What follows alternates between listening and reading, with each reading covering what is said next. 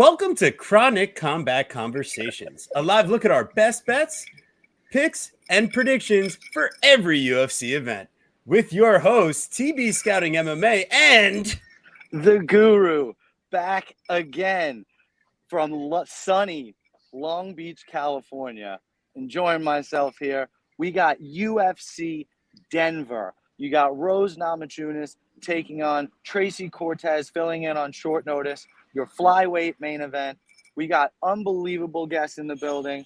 Gambling Amber gambling, whichever way, Gambler, Gamber, whichever way we're going.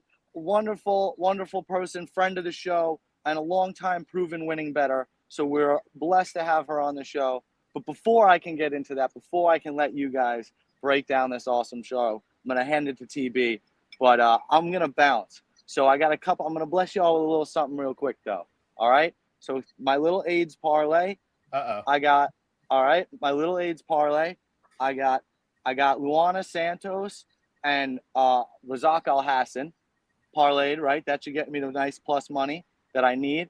And my crazy prop, something I want y'all to talk about when you get up to the fight. I'm thinking the line on Losa is way too wide. Losa by decision is plus 500, and Losa decision only is like plus 145. Like, how? The dude's Bonfim's a gas bag. So if he doesn't finish him, it could be close for some reason. That's my 2 cents. Thank you guys so much for taking care of me when I'm not here, taking care of my baby. Chronic Combat TB, you're the man. I'll see you guys next week for UFC Vegas 9 million. Let's go. Guru out. Thank you so much for joining. I wasn't sure if you make it at all. It wouldn't be Chronic Combat without a little piece of the Guru. But shout out to our awesome chat here. Mushroom joining as per usual. The rest of you guys, don't be too shy. Make sure you leave a comment. If you haven't already subscribed to the channel, I don't know what's taking you so long, but go ahead, do the right thing. Throw a little subscribe on there. And yeah, it's about time to get into this card. I know the Guru already blessed you guys with a couple plays and everything, but our friend Amber here, we're ready to do this breakdown. Lou's gonna hop in. Lou betcha. Before you know it, it'll be any moment. But I'm really looking forward to this card. Amber, you're gonna be in attendance, right? Yes.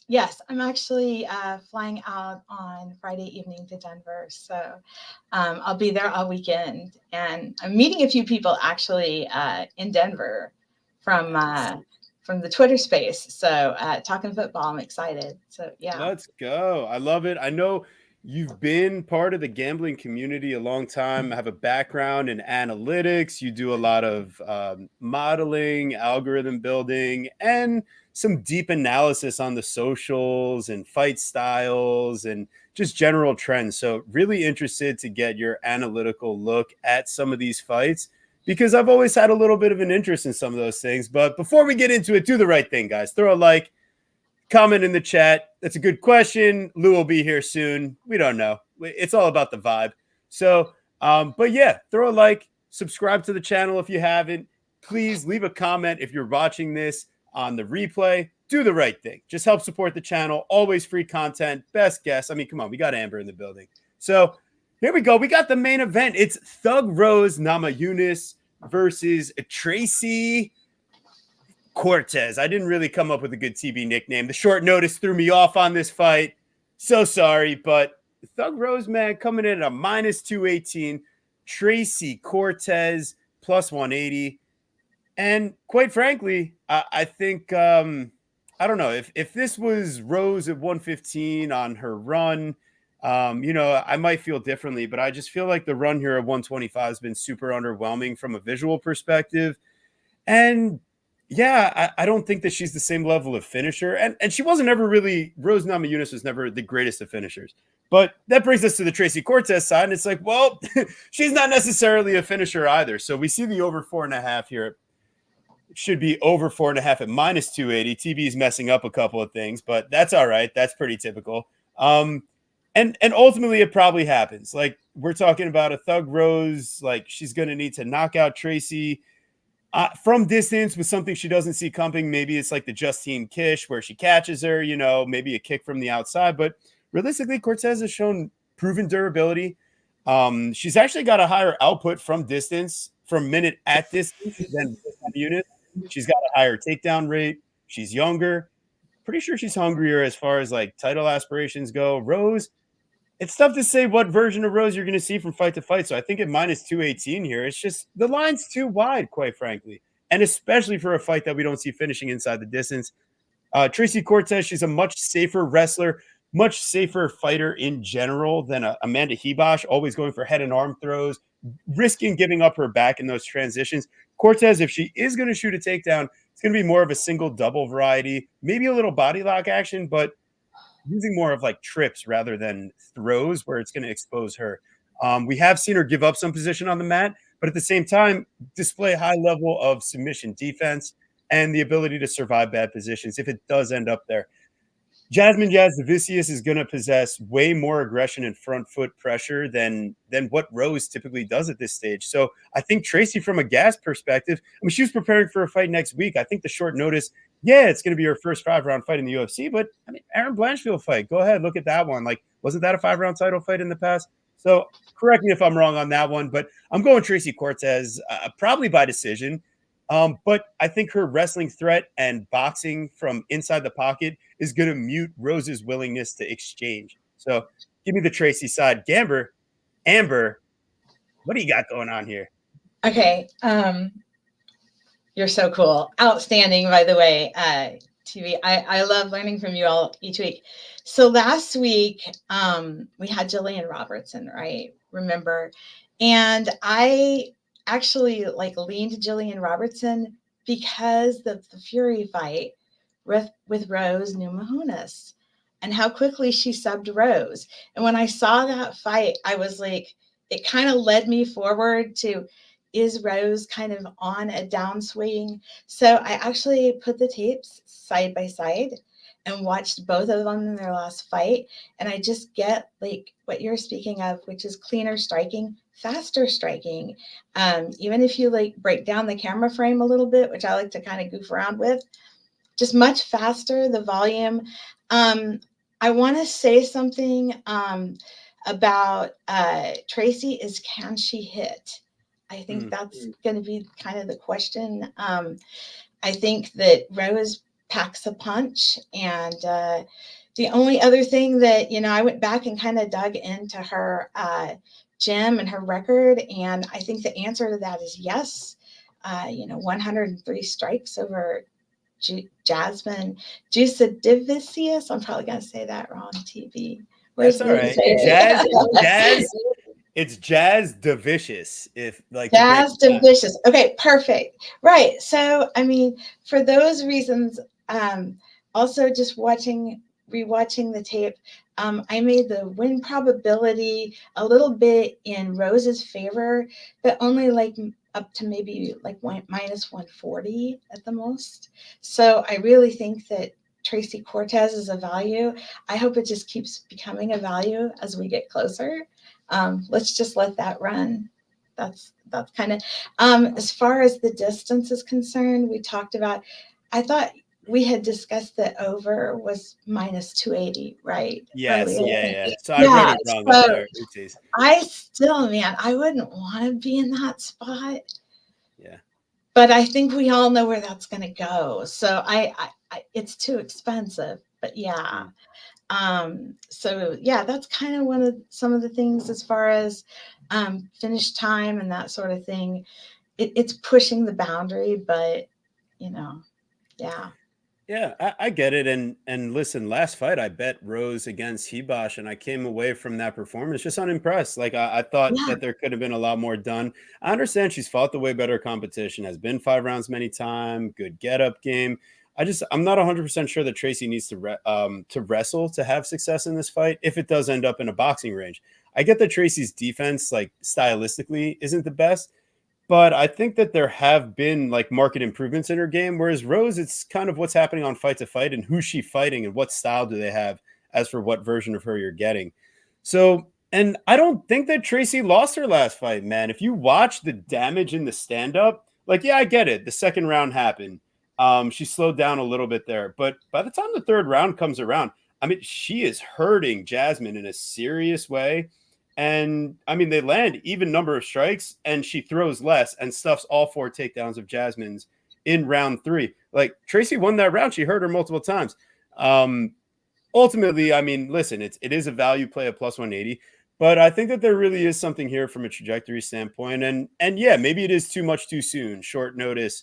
But all that's baked into the line, quite frankly. If this is a full notice matchup for 3 rounds, I think we would get a closer line. So that's why I got to take the value shot. I think that there's totally a solid chance here that Rose just comes out. The wrestling pressure, the boxing makes her not want to engage as much as she would in a fight against Hibash, where, you know, Hibash is a bit of a punching bag. She's not as technical in her takedowns, you know? Yeah. Exactly. Yeah, like Hibash is not as impressive. She wasn't as fast. And then, okay, so I have one more Mhm. thing on Tracy that's interesting. And I caught this afternoon because she had that video with Henry Cejudo. And I just saw an ad for their gym where they talked about the striking coach, and they were bragging about Yuri Prohashka. And I was like, oh, that didn't date well. So yeah, Yuri Prohashka's striking coach didn't look good last week, but you know, silly connections. So yeah. We'll see. We will see. Yeah. All right, we're moving on. We've got Santiago, the Argentinian dagger, Ponzinibbio versus Muslim, the king of kung fu, Salikov. Some of the longest nicknames on the card, and you put them both together. Fantastic work, UFC. I didn't even have to do anything here. So, oh man, in this matchup, it's a question of like which guy's more washed, because quite frankly, like it should be a great striking matchup. Both these guys are electric offensively. Just a question of what do their reactions look like defensively, and whose chin can withstand a bit more punishment. Like, yeah, the line kind of covers it accurately. I think I do lean towards the Ponzinibbio side.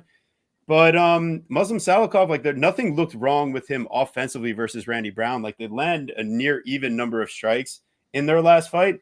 But you can see the way that Brown shifts off to the side and just beautifully throws this 1-2 from an angle that just Salikov is just not that athlete anymore. So seeing Ponzinibbio go a bit deeper with a guy like Kevin Holland.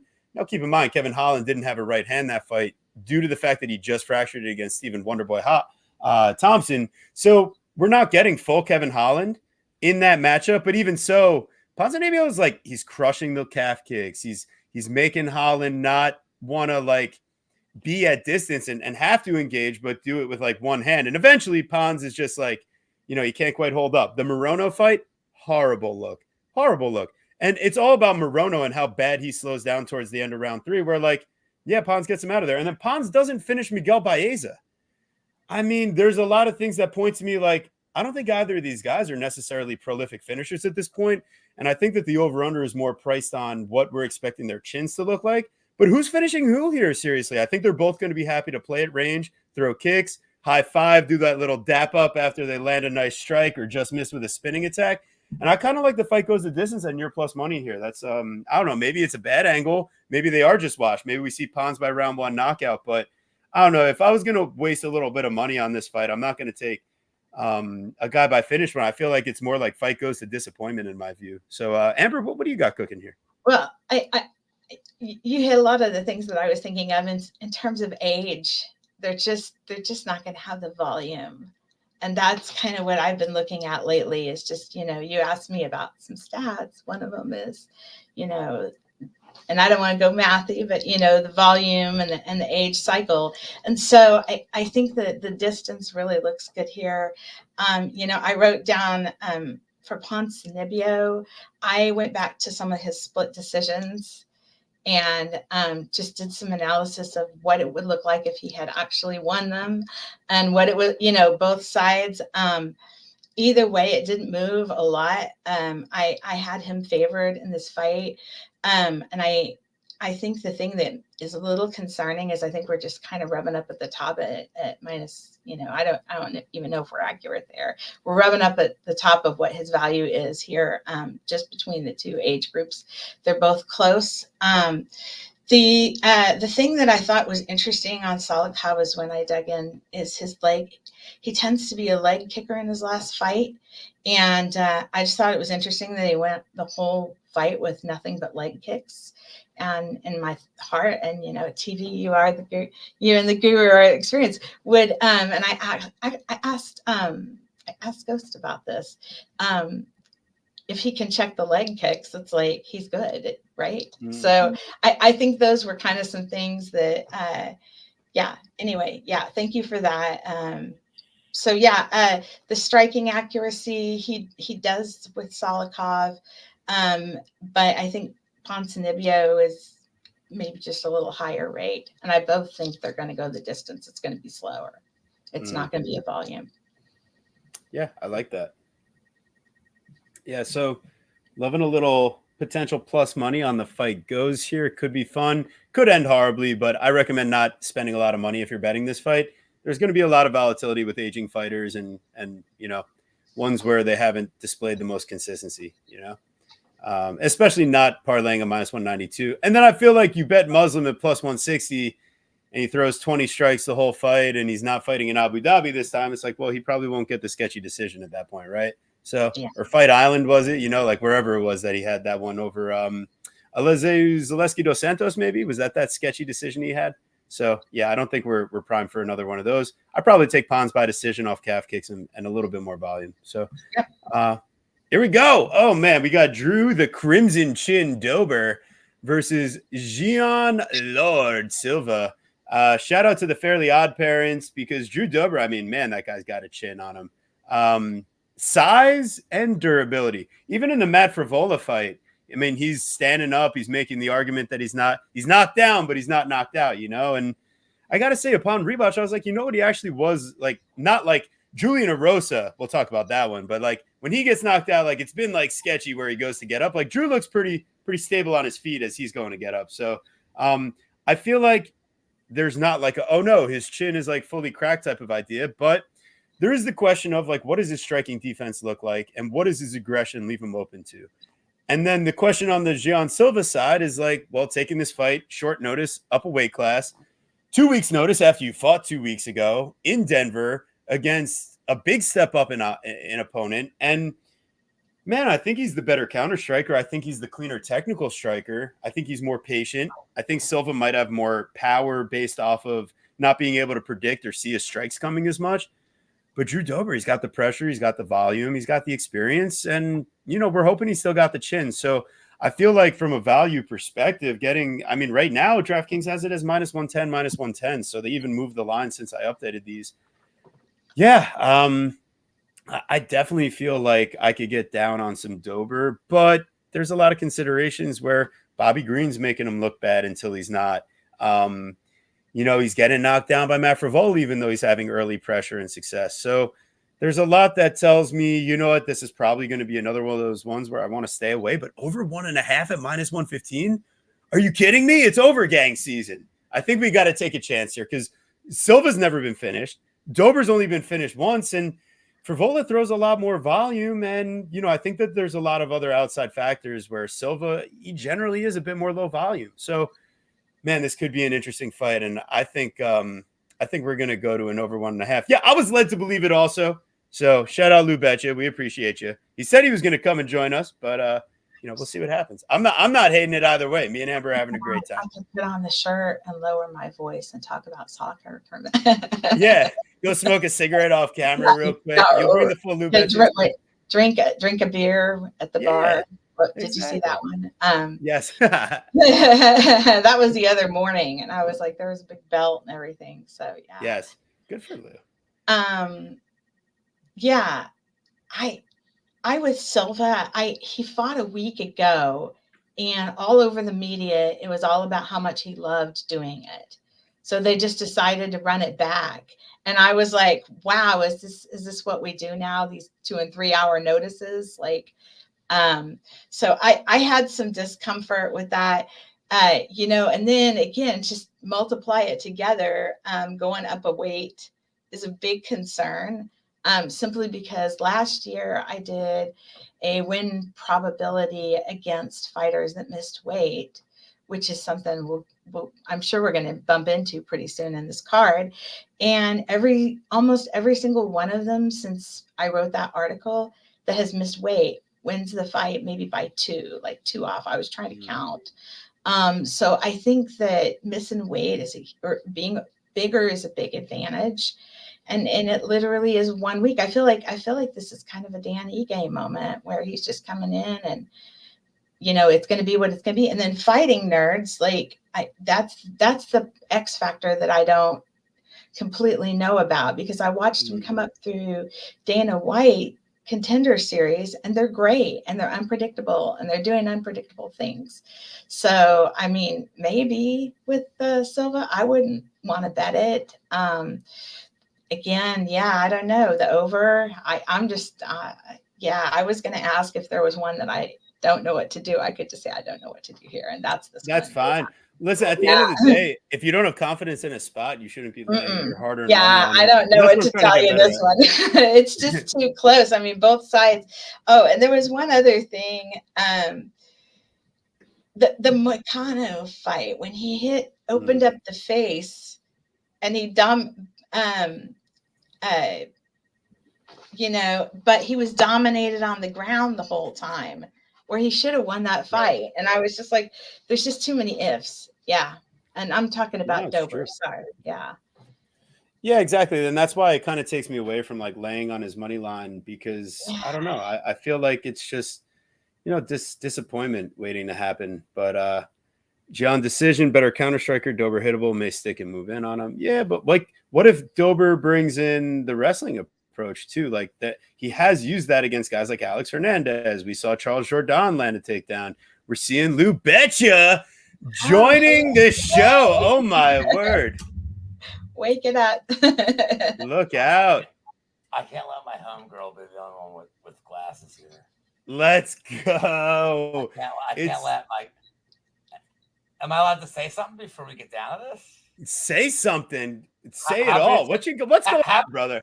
Happy to step in for the Guru. By the way, my mic wasn't even in front of me. I'm just yelling. And can I just say how honored I am that Camber Ribbons making her debut? My girl, if you're not following Camber, you should. I don't love the way she bets. I will just say that honestly. But to say she doesn't put a lot of effort into it with the math, this girl is smart as shit. And TB, like, not to be gay, but like my fucking dude. Like, this is my guy. I talk to TB every day in my life. Like, and I've made him all the money on soccer. All the money. So I am happy to at least sub in for the Guru. By the way, no chest hair like CB, like Guru. Happy to sub in for a Guru. I'm sure he's losing his fucking mind right now. But more importantly, I am here for my girl, my homegirl. The only reason I am taking time out of my life, my homegirl Camper. Let's get this done. What fights did I miss? Did I miss Ponzi in the main? I have no thoughts on the main. All right, I have no thoughts on the main and Ponzi fight to end in KO. So let's move on. That's it. Fair enough. I like that. And we were just finishing up this fight. So what do you got on the Dober and Silva fight? Oh my God. Under 1.5 is, by the way, it's minus 105 on some books. Somebody's going to die here. And this is a tricky fight because, dude, these fight nerds, were they 11-0? Yep. Yeah, but this is a bad spot for Silva, man. Like, it's super short. It's super short notice. And like, look, I don't know if I can forgive Dober for this whole like fight goes distance against Moicano. Maybe Moicano is just like the hero we need, not the hero we deserve. Like, I just don't think Silva is that good. Like, I had a bet on Silva against Jourdain. You know why? Because Jourdain stinks. And I've been saying it for fucking 3 years, dude. I'm like, Jourdain is the worst. Like, I think Amber and I talked, and I said, here's the problem with your math. Jourdain is the worst. He's a douche. The worst. Amber, have you ever watched Parks and Rec? A long time ago. A long Oh, time. that's some John Ralphio shit. That You know TV John knows. Ralphio, though. Come on. The worst. Oh yeah.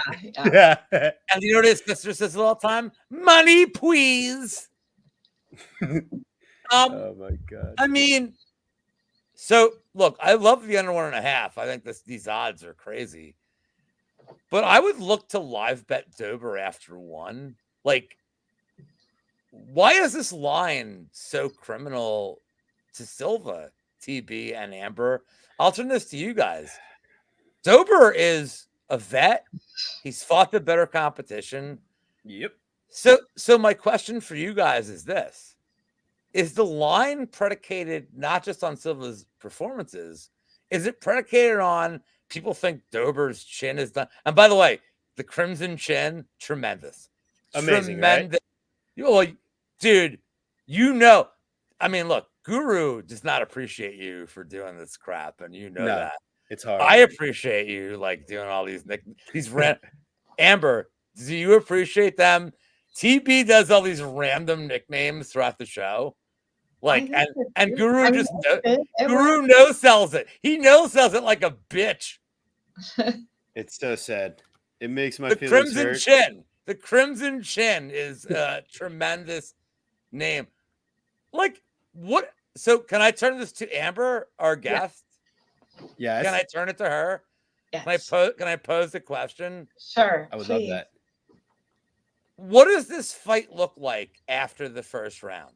Who do you favor past round 1 if Dober's sexy face and chin survives Silva's I think I really think that we have recency bias on Gene Silva because he just fought and it's only been a week and Drew Dober is rested and well. And you got to ask yourself, is he up at the level where he can run up against, and also, what else did I say? He's going up a weight class. I mean, I don't know where the line is, but it's Drew Dober. Like, how do you not win when you've got the guy's face open? Yeah. So okay, fine. If I had to lean, I'd probably lean Drew Dober there, but I don't want to because I can't really give you a good one there. Yeah, I feel like it's tough to really like feel confident in a side in this fight because the circumstances of it make you lean towards Dober. But if you were like, whoa, who's the rising prospect? Who has the more patient technical striking? But it's like Lou says, if this fight gets into round 2, if Dober's using any wrestling, because like Jordan has success getting him to the mat, and Dober's a fucking tank. Look at this guy. He's like Thomas the Tank Engine over here. So I have a feeling, and he even talks in his interview. Yes, Guru. Lou did just say our guest because he's replacing the Guru. So he's back again. It's Lou Bet You with glasses. But yeah, ultimately, like I think I'm gonna pick Drew Dober for the sake of Brian XBL on Twitch and to fade the Guru. I think. Oh, look at you! Do. Hold on. What the fuck did you just say? Oh, for Brian. Oh, so you guys can have your like. Look, we won in the competition this week. Listen, we take pride in the straight picks because our shared gambling record, like it's up and down. I'm not gonna lie. My comment on Brian's thing about hitting Monk with a tire iron got me banned. So good. So I like good. Brian. By the way, Dogfather, have you had him on yet? He's in the chat. Have you had Dogfather on yet? So here's the thing. I'll put it this way. Guru books the guests. I've been giving him suggestions. I know someone was on the suggestion list. Oh, you need Dogfather, dude. He's so good, dude. Lou is the guest. He's also the guest host, co-host for this evening. And Dober shorts are blue. It is a sad color. I know, Justin Viegas he's already locked it up. He is chat MVP for this whole year. He's been funny as shit this whole year. I don't know if like I don't know if it's like his meds or whatever, but like motherfucker has been like crushing it in every chat. Like Justin is so funny, dude. Like He's got he his is reps up. Justin, you are a valued asset to all of us that do this for free. Like, thank you, my Yes. friend. And Appreciate he knows. it. Like, I love Justin, dude. Nah, he's the man. He's the man. All right, we're moving on. Let's get some confidence out here. We got Gabriel Mahetinha Bonfim versus Ange Losa. I'm going to enunciate very carefully. The last ninja, Ange Losa.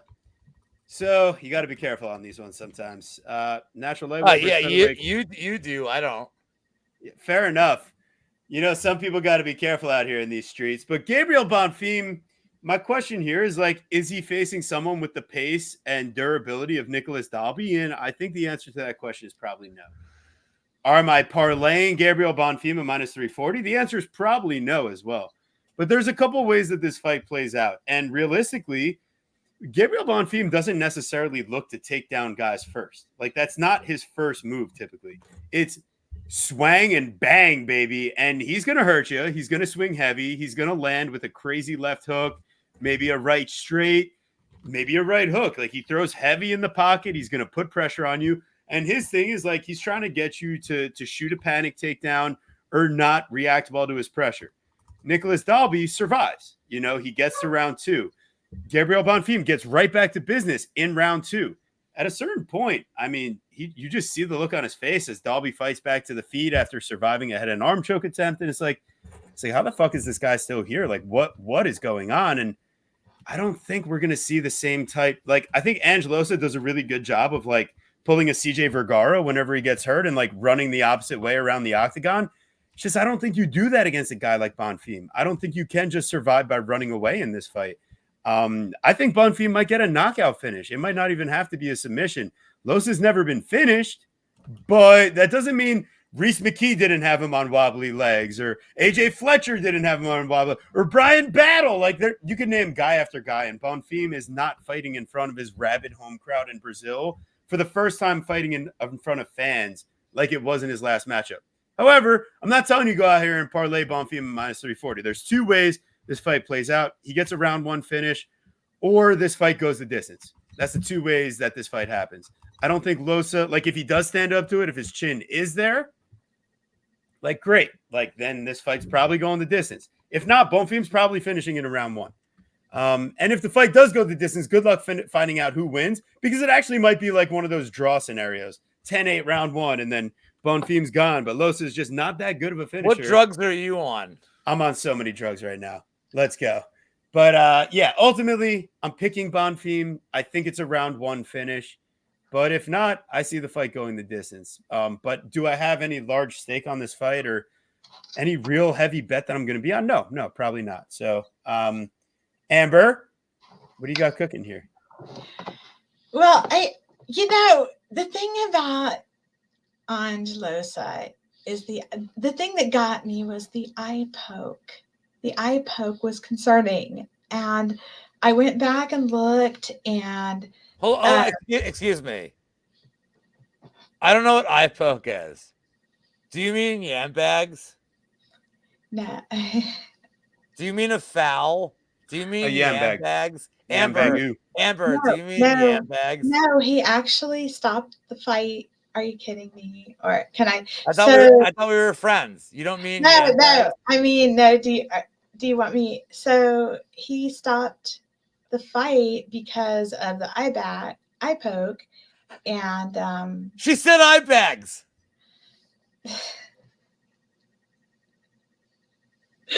I'm just saying we asked for this, but this is the experience. I love it. Okay. So when he stopped because of the eye poke, I think that right there, like, I get the rationale, but it was, the battle comes out and it's like, hey, you chickened out of the fight. And, now you've got that on your shoulders. And I really don't know with Ange Losa if he's that bad. I think it's of a question of how bad is he? Like, is he round one bad? Because to me, that might be a real probability. I don't hate Gabriel Bonfiglio early. The only thing that bothers me about Bonfiglio is like the strength of schedule. We've talked about Dalby. Like what you said, Dalby is not that impressive. So basically, he tends to get kind of a free pass in round one for whoever's up against him. And, I kind of wonder what might happen if Losa has a moment, because boy, no one would hate, especially laying minus 340. So, the strength of schedule is just not really strong with Bonfiglio. It doesn't excite me at the price. But the under plus money, I could see that, because it'll be one or the other, or like what you said, it'll be to round 3. And I don't think it'll go that long. No. Yeah, I think like if this fight's going over 1.5, you might as well take the crazy plus money on the fight goes the distance. Yeah. Sancho Liu, Mr. Adam Sandler from Uncut Gems. What do you got cooking here? I don't know. I felt the need to use the sombrero. The way it's slanted over my head right now is kind of hilarious. And partially blurry.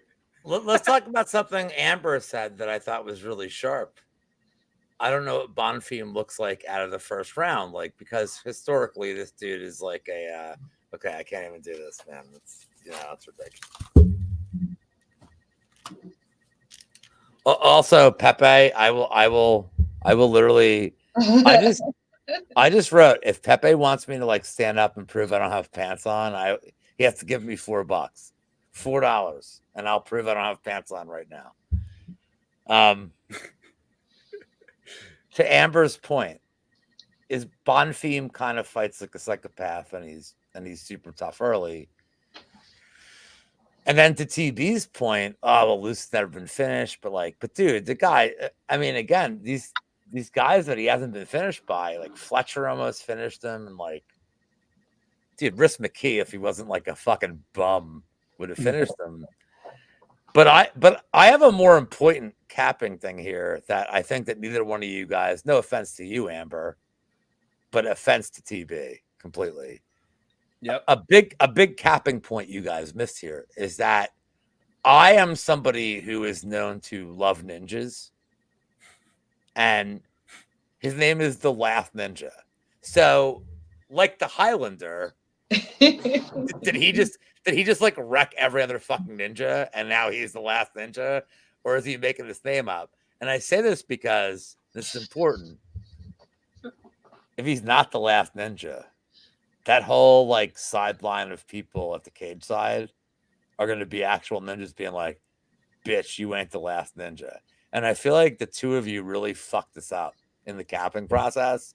I feel like him calling himself the Last Ninja is every motherfucking ninja is going to be really upset at him calling himself the Last Ninja. I think after this, he's going to be he'll be Anj. I was the Last Ninja, Losa.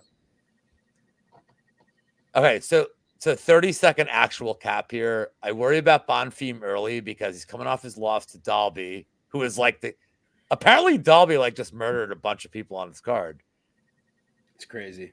So there's a concern for me that maybe Bonfiglio kind of restricts his cardio, and he's okay, all I've been doing is going hardcore. We don't know how he responds off a loss, and now they're at cardio. Now they're at altitude. Because TB, if you know this, everybody's an altitude expert this week. Right. I'm really hoping somebody has a staph infection tomorrow, so the community can also all be experts on fucking staph. Yes. Fuck. You know what? Fuck you, Pepe. I've made you Can Pepe tell the chat how much money I've made this hooker? Pepe, how much money have I made you the last fucking 2 months of your life? Fuck you, dude. My boy. I have a bet on Bonfim round 1, round 2 here at plus That's 100. yeah. Yeah, that's I think this whole Loose is like durable. Dude, he's getting rocked by scrubs. Oh, Pepe's a liar. Do you have a feel for? Would you wait till it starts? No, try because to grab it in. Yeah. No, I don't think Loose is. If I thought Loose, that's a very fair question, my friend of friends. I don't think Loose is a good round 3 person. Like, if you're gonna bet Bonfim, you bet him now. Round 3 of this fight's gonna be like 9 strikes. Like, I think Bonfim could wreck him early. I think the round 1, round 2 at even money, no method, probably solid here. He's a good parlay piece too. I know Guru, I don't know. Maybe Guru will parlay him with like a minus 1250 fucking bullshit thing he finds. So Guru said decision only or Angelo to win. Oh, I'm like, come on, for no fuck's way. sake, dude. Nah. Guru, stop gambling. He came in with an AIDS parlay too. The other thing that he tipped minus 2,800. You gonna parlay us with Bo Nickel against guy from my gym? Yeah, and the funniest part is that his one parlay that he gave out, I know you're gonna hate it. It's Luana Santos and Abdul Razak Al Hassan. Well, I mean, now he's my enemy for life. Yeah, you've excommunicated him forever. Yes, staph Yeah. infections are really bad. I mean, look, everything he is. Look, I know English. Those were all made up words, all made up things. Good. All right, we're moving on. This is the TB moment of a lifetime. So there's like a circle jerk going around Twitter right now about who was a bigger Christian Rodriguez better and follower for his come up of missing weight and beating up on young kids that are one-dimensional. Like, people are legitimately like jizzing all over each other on Twitter. It's crazy. So I'm curious, like, as we see the line now adjust to a fight where it's C-Rod minus 218 as a guy that doesn't really have, knockouts like that, versus Julian Juicy J. Rosa, where, I mean, he's either getting finished in round 1 or he's outpacing you to a decision or a late finish. Typically. So Julian Rosa, the question here is like, just what levels of shot is this chin currently at? I mean, Alex Caceres, the anti-finisher, finds a nice head kick finish on you. But that was a crazy combo. Like, he makes him duck off to the side and then he kicks him in that same spot without him seeing it. I mean, like, just from an impressive standpoint, like, damn, that is a crazy combo that set it up. And like, Padilla fight, like, Arosa, like, somehow he's kind of surviving, but he's like dead at any second, and he probably got spared by Mr. Tonioni in the end. But I ultimately feel like Christian Rodriguez is generally losing the fight until the tides turn, or he's beating up on a guy like Mr. Weems where he gets a takedown and ends up getting reversed and submitted. But every other fight, like, Rodriguez is losing until he finds a way to turn it around and win. And my question is, like, if you're taking the Christian Rodriguez side, are you expecting him to outpace you? Oh, he has great cardio. It's like, no, you just had better cardio than the fucking 135s he was fighting and not making weight. Like, I don't think he has like elite gas tank or anything like that. I think he's a solid enough fighter. Like, he's got decent striking. He's got decent enough grappling to not get finished. But he's also getting controlled by any guy that wants to get there while they still have a gas tank. Julian Juicy J. Rosa, I got him at plus 220. I thought it was an egregious line. Now, at the same time, could I take Christian Rodriguez at round 1 knockout for plus 700 and hedge my bets? Yeah, I probably could, because if this fight's going the distance, I don't know how you're feeling good about the guy that's giving up 6 inches of height and 3 inches of reach and a whole lot of experience against solid competition. I think Rodriguez is finally fighting, not even someone his own size, but someone way bigger than him. And that's not typical for a guy that should be at 135 if he didn't have no discipline. So, yep. Anyways, Amber, I know I went off on this one, but what do you got here? Who are you taking in this fight? Okay. So, I watched Julian Rosa's interviews, and I deep in my heart, I really wanted to, I was just kind of sitting on it a little bit, and I'm still kind of there because of the weight miss. Like, I've just been burned too many times, and it hurts. It hurts to lose. There was one where they missed the weight, and I just saw the guy getting his face clawed up, and he was still taking him down, and I was like, you mean weight misser? And I get why weight misses happen. Like, I watched all the videos. They're getting called in late notice. They're moving around weight classes. I get why it happens. It just doesn't define what they are supposed to be at. Yeah. So yeah, with me, I just don't want to bet it until after weight. I think Rodriguez is too expensive right now. It's dog or pass. Good call. And there might be an argument if Rosa's dead on the mat in round 1 that it should have been a pass rather than the dog play, but I don't see value on the minus 218. Like, you got to probably take a prop, right? Yep. Lou, what are you doing, Mr. Contradictory? Let's see what happens. What do you mean, Mr. Contradictory? Oh, am I? No. Well, it was only because you actually had opposite ideas from us on like the first couple fights. Like, you wanted an under in the Dober fight. But this one we talked. It's always the opposite of me. No. Well, I'm sorry, you're wrong. No, I'm. Let's make it 3 for 3, man. And like, can I just say, like, can we wait till the weigh-ins here? Because is C-Rod gonna miss weight again? That's what I'm like. Is this fatty gonna miss again? I would die. I think it would be the funniest thing ever. So here's what's crazy to me. The over is juiced. The over 2.5 is juiced. Okay. Well, how does a Rosa lose every fight? He gets chinned. He's a chin donkey. So if they're saying this fight goes the distance, if the odds makers think this fight goes the distance, do you really like C-Rod here? I feel like if they favor the overs, Rosa is the way better martial artist, and they're even saying like he's not going to get chinned by this weight missing bum. And I had a bet on C-Rod against Bulgarian because I thought Bulgarian was like a complete overrated. Like, I didn't understand it, and like.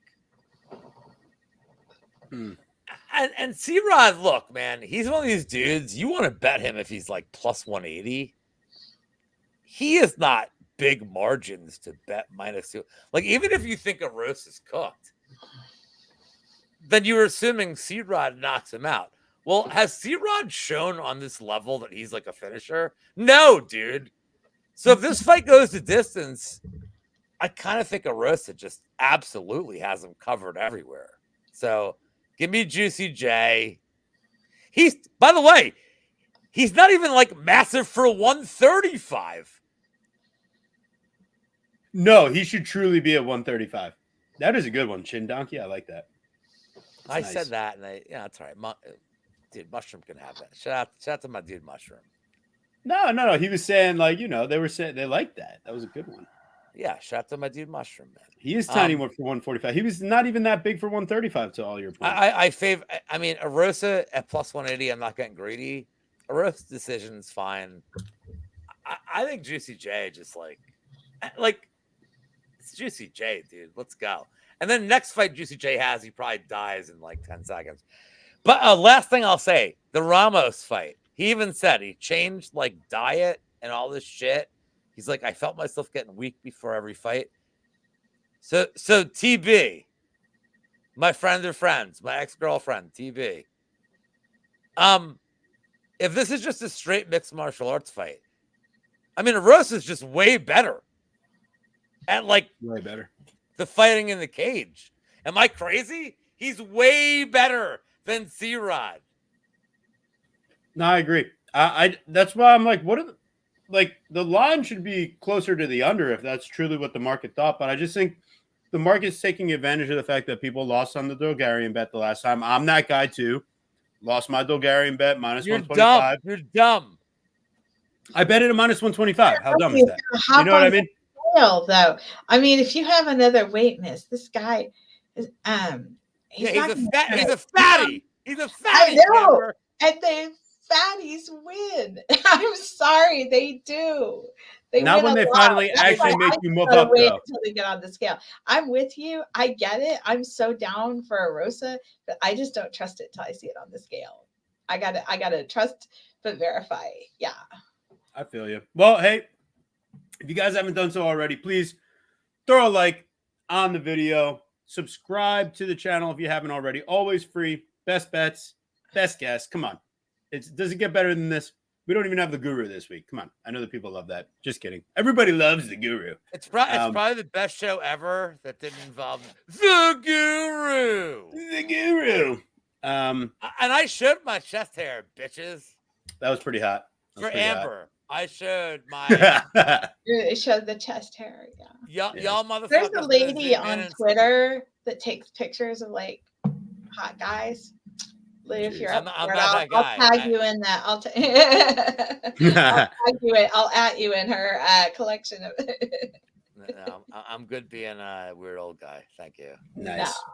No. All right, here we go. Now I scared him off. Come back, Lou. We've got Judo Thunder, Abdul Razak Al Hassan versus Cody the Bulldog Brundage. Yeah, listen, Lou, I'm so sorry. I know where the allegiances might be. I'm smoking a cigarette. I'm smoking a cigarette. Suck my cock.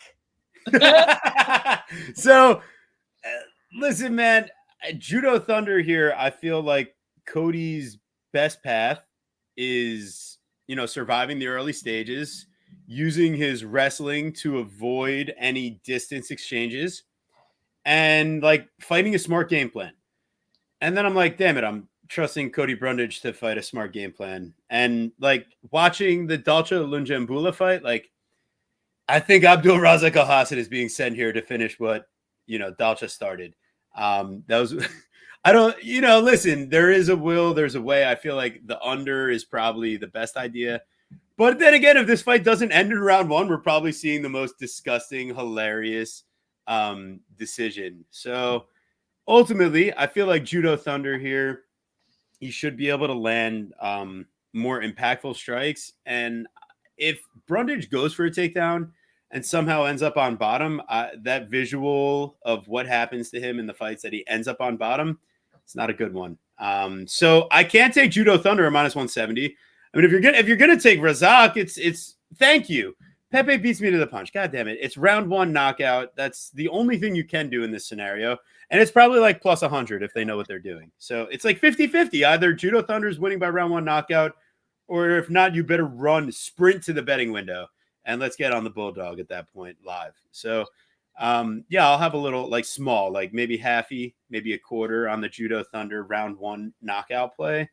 And we'll see what happens. But I think this is a fight I don't need a ton of exposure on. Amber, what do you think you need to do? Oh, I went with Cody, and I'll tell you why. There's a lot of reasons. First off, you know what, TV, you're gonna feel good about this because my math actually favors you at Razak. Yeah. So, but just by a smidge. So I made them really close to pick 'em. And the reason why, Cody's up there, Colorado. I don't want to say the E word because we're already tired of hearing it, right? But, yeah, so there's that. And then I watched his interviews, and one of the things that really resonated with me is how they do their training as a group and a team. And so they are set up against sparring partners in a method that they're less prone to injury that way, because the people that they're sparring with regularly all the time. And I think it was one of his interviews where I was like, wow, that's kind of smart. They don't want people just coming in, and you know how you have all these fighters that go, place to place to place to place to place. And so it's very much a team environment. And I think that really resonates since they're in their home state. And they're fighting together. So I was real early. I think I got a better price. I don't remember what it was, but I'll put my bet stamp on Cody. But I don't know. At this point, I don't know. You all could probably talk me out of it. So I'd love to hear what Lou has to say. Oh, he's still smoking. No, Lou's Lou- here. What's up? What's up, Lou? The Lou Bennett? Fowler. He's You want back. to? He Oh, was you changing want his to? shirt. Oh, you want to know what I was doing? Do you want to know what I was doing right now? Sure. Oh, I was DMing Cody, and wow. I don't love giving all these things. I said, so here's what I wrote. You hear? I'm doing a show where the host is betting against you because he's the worst. And I sent him the StreamYard link, and he goes, he's at a movie with the crew, relaxing. I said, all right. He goes, you want to do that thing tomorrow where I come on? I'm like, of course, because that's my friend. And I said, I'm sorry that everybody else is the worst. I said, his name is TB, Scouting MMA, and he's the worst, and he's a horrible human being. He goes, word, let's shoot for noon. I'm like, I said, I didn't hear what you said. I just want you to talk shit. He goes, yeah, appreciate you. Who's my pick? I mean, is my pick like, this is my fucking best friend, dude. This is my friend. And I don't have to explain this. If you guys are watching the show, you know my fucking friendship with Cody Brundage. And you guys have shit on me with the Malkoon fight. And, dude, this is my friend. So I'm going to cap this honestly, if I can. First of all, I'm just, by the way, can we talk about what a beautiful, awesome person this Camber is? And she's killing it on her first. Dude, my first show was horrendous. Oh my God. She's killing it on her first show ever. My first show was, dude, go back in the archives when Monk and I had my first show. I'm like, I think this. Okay. Thank you. It was really. That was me on my first show. Imagine me. What got me here, kind of. Like, he DM'd me. He's like, why aren't you doing this? I'm like, dude, now I'm the Unchained Melody of doing YouTube. But back then I was like, I think this person will win. And I was a shy desert flower my first show. You are doing great. So who do I think wins? Really? 98 units on Cody. Also, this nickname, your nickname should have been Cody Lou's friend Brundage. Yeah, that probably would have worked. Okay. You know how you're going to know if you won this bet or not? You're going to know in 15 seconds. Because if Cody doesn't go for a takedown in 15 seconds, I do not like how this fight plays out. If Cody takes him down, he wrecks this fight. And like, for whatever you have to say, TB, if Cody goes for a takedown immediately, the fight's over. It's done, dude. And you know this. You want to lay minus 170 on a dude that if he gets taken down, it's done? No. Cody's going to kill him. Hopefully in his speech, he says, Lou inspired me. You know what you can do, Lou, is like, I'm like 3 rows back from this fight. So if you want, I will yell out, Lou loves you. I want you. I mean, I have to say this respectfully. I know what's happening here. Wait a second here. You have to put something on your breastal region with a sign that says, "Yay, Cody!" Not me. Forget about me. But like, or just distract Al Hassan here. Okay, Abdul. Okay, so look, the under 1.5 is probably like the easiest bet that's ever been made. This should be minus 300. It's crazy. But so here's my question to you two. I'm trying to be not whatever. So I'm going to ask both of you this question. If this fight gets out of the first round, is Cody like minus 1,000 at this point? Because if it did, it means Cody actually grappled. Because if this was 5 minutes of standing, and Cody survived it, then that's like the biggest outlier ever. See, and I think that there's a strength in that, Jim, around grappling. And I think that I don't want to use the E word. No, but they're But Factory X. the That's a Factory X gym. elevation, That's a great yeah, gym. yeah. Mhm. So I mean, yeah, and it's a home state thing. I don't know, but yeah, I Isn't Abdul training in Colorado also though? do what? Abdul's been training in Colorado with like the new Yeah, Hernandez, yeah. right? I just, yeah, and I think that like how long and yeah, I think Abdul's good too. I just had more good look mathematically. I don't know how to say it without giving. Let me try something else. Yeah, there was a lot of. I think that whole situation with them avoiding injury and training together is really going to be something different that's getting done. And then, he's got the grappling. I That is really the liked true him X early, factor. especially at the good price. Maybe not now, but definitely when I got it. Nice. All right, we're moving on. Oh, I have one. Well, we We've can get got- back to Cody. Wait, I can't speak more about the legend that is Cody Brundage. What do you have to say about the love of your life here? Well, this Bulldog is terrible. It should be Cody Lose Boy Brundage should be what you go with here. Cody Lose Boy Brundage. I'll keep it in mind for the next episode that he's fighting. Could be the addition that we all needed. All All right.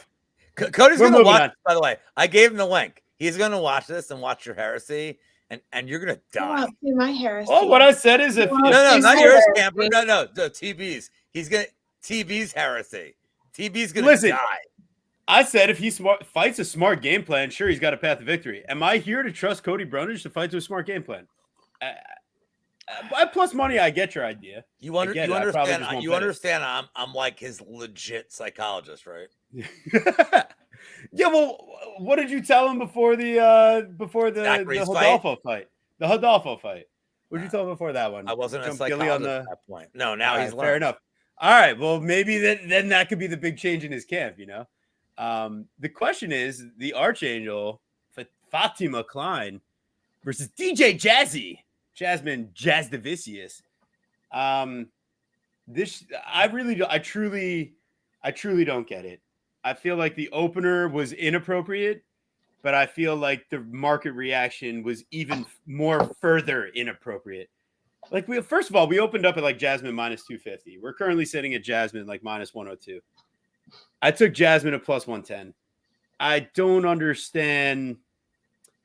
I've never seen Fatima Klein fight anybody relatively near the size of Jasmine, relatively near the pressure, cardio, wrestling ability of someone like Jasmine. Now, I've also never watched, I've watched her face people like punching bags, like Jasmine on the feet. Yeah. She could imitate some of those CFFC, 5'1", 5'3" flyweights that they threw out there for her to get her double champ status. But at the end of the day, she's not fighting a moderately obese Mexican girl up that should be at 105, let alone 125. We're talking about DJ Jazzy here. And this is someone that actually successfully took down and had relative amount of control, landed a solid amount of strikes from distance in her own right against Tracy Cortez, has success wrestling against Miranda Maverick, size. We're talking about size discrepancy against people that like Fatima Klein. I think that she's a solid fighter. She's a really good prospect, 23 years old in the strawweight division. We're talking about a real prospect here. She even talked about 125 not being her domain, about, Aaron Blanchfield, my training partner, blah, blah. Wait a second. Didn't we just see Aaron Blanchfield extremely struggle with the idea of a larger fighter and trying to take her down and strike from distance and just displaying an absolutely piss poor game plan and overall approach to the bigger fighter? Didn't we just watch that? And you're telling me that's her training partner and she's taking this fight on like a week's notice, up the weight class, never fought anyone like this level of competition? DJ Jazzy at plus 110 was like the easiest play for me. I think there's even still value now up to like minus 150. Like I think Jasmine minus 180 should have been the opener. Like minus 250 is a little bit disrespectful to who Fatima Klein is as a prospect. But yeah, yeah, exactly. Like you got to fade the person who holds the belt in Tapology. So ultimately here, I got DJ Jazzy. I think it's going to be pace, pressure. control against the cage, maybe even control on the mat. Like Fatima Klein, like, oh my God, she does all these grappling tournaments. She loses by decision in like half of her grappling appearances. Are you guys looking at the record of what she does on the grappling scene? She doesn't finish people. She's not a finisher. So what are we really thinking here with this absolutely ridiculous line movement? Maybe you guys pass is easy bet, judges. Yeah, but like if she's being controlled the whole fight, like Jazzy, she lands 73 nice distance strikes against Tracy Cortez. Like Cortez has good defensive metrics from distance, like a good striking defense. Like Fatima Klein, she doesn't get the hands back to her face because she's never fought anyone that could actually threaten her. Yeah, she is the goods at 115 when she's on a normal weight. Like she was supposed to fight in like hold on. In all fairness to Dogfather, my boy, he already got this locked in at like the fucking DWCS price. Yeah, good for you. Then hedge out. Right. No, but he knows. So he got an easy hedge here, dude. Like, so. Yeah. But will he do it, Dogfather? Oh, yeah. Are you hedging? Oh, no. He's a heady gambler. Of course he will. Fair enough. Hoping he does. Because I get it. At that price, yeah, like I said, the opener was a bit too wide. I think the market overreaction. He ain't no dummy, dude. He's not hedging for shit, bro. Well, he's lying. Hedging for shit. He's lying because if Sudovicius goes to like plus 300 after one, he might be like, I know he does. So if Sudovicius goes to like some bonkers number after one, he may because he wants to win money, dude. TB died. We broke TB. There he is. Oh, did you break him? He's supposed to tell you when it's time to go. I think. Amber, why don't you go ahead here? I think it's time. Is it safe? Is it safe? Is it safe to come out now? It's safe. So, do you like Conor McGregor? Because Jasmine went there and she had a full camp. And that right there is like, to me, I think we DM'd, didn't we DM about this? I think, yeah. We did. And that was like, so there's one thing. And then it's a short notice. I mean, everything I'm going to say is going to go back to even like before I even get to the camp part. I had her at 60%. I don't know what everybody's talking about with this regional scene. Is this like a special regional scene that's better than all the other ones? Because I was lost too. I really liked it a lot higher opener. I'm excited that I can bet it at minus 102.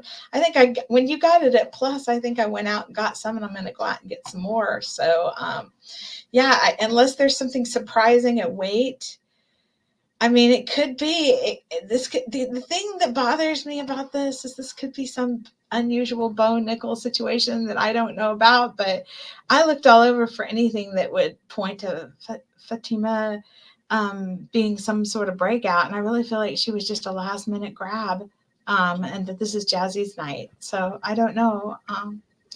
Lou. What's up, Lou? Stop. Buttercup. I have no bet on this. I mean, like, if you got like Fatima like plus whatever, just to in a small margins fight, like that's great. This is a prove it spot for me. She's very good. Is she? Because I don't even know where I even get data on that. Like I looked. She's very well rounded, but it's a weird spot. It's at elevation, and this is the fight where it matters at elevation because it's short notice. Look, I don't love Jasuda Vicious. Like she's kind of like a spam takedowns queen, and like she has no finishing ability. She's the worst for finishing. The worst. I am a fan because one of my early fights was her high plus money, so she came in for me. I mean, girl, you know. I mean, look, like, how does Jasuda Vicious win? She gets like 3 rounds of takedowns and control time. I don't see it. She's punching with Conor McGregor. Conor McGregor, don't we love him, right? Well, I don't know. He doesn't show up, so I don't know how that works out. Well, Camper, I have news for you about him. He's untracked on BetMMA tips, and friend of the show and friend of my life, Mike's MMA picks. He doesn't tolerate tomfoolery or offbeat shenanigans with people that aren't tracked. And you know what he hates the most? Hui. Hui disgusts Mike MMA picks. It disgusts him. He will not tolerate Hui, offbeat shenanigans, tomfoolery. He tolerates none of this. And you know what Mike would say to me if he's listening right now? He would just nod his head. He knows. He's like Lou knows. Hui's the worst. So I'm cool to just like sit back and watch this one. I'm excited to watch Fatima Klein. Like, I worry that Jasudavicius just spams takedowns and like does nothing, and then like some judge is like, oh, she's 29-28. If you're like my boy Dogfather and you got Klein at like a massive price, you already won. Like, you beat the game. Yeah. I'm gonna pick Fatima Klein. I think that she'll have the bigger moments. I'm not gonna bet this fight. That's a good point. I'd say, to me, the argument, like, how do we know what Fatima's takedown defense is like? Like, she's fought undersized. If she had time to prepare, she'd be 70%. Yeah, like, I'm not arguing with it. And then also, if this fight was that 115 version of Jasmine, like, who's the 115 Jasmine's ever gonna get? This is her moment. Like, she's had one in a Conor camp. Like, if she can't do it here, it's done. Would you agree? Maybe a little bit. Like, road to the uphill, up the road. This is her shot. Like, if she misses it, I don't see it. I don't know. Women's MMA is weird, but there's too many younger and tougher and less losing moment fighters out there. So she's got to do it, and she's got all her toolbox. She's got Conor. She's got a full camp and a fighter that's coming up from regionals at short notice. I mean, that's how I see it.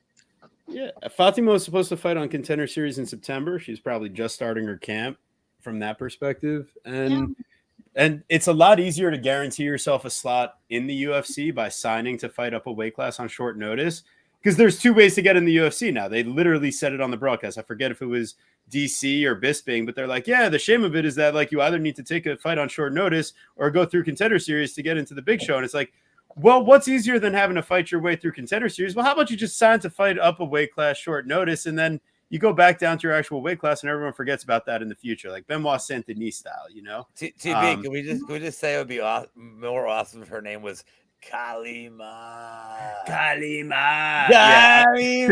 Klein. Then we get alliteration too, which is like for a moment like this. I agree. What Justin said. Yes. Exactly. I agree.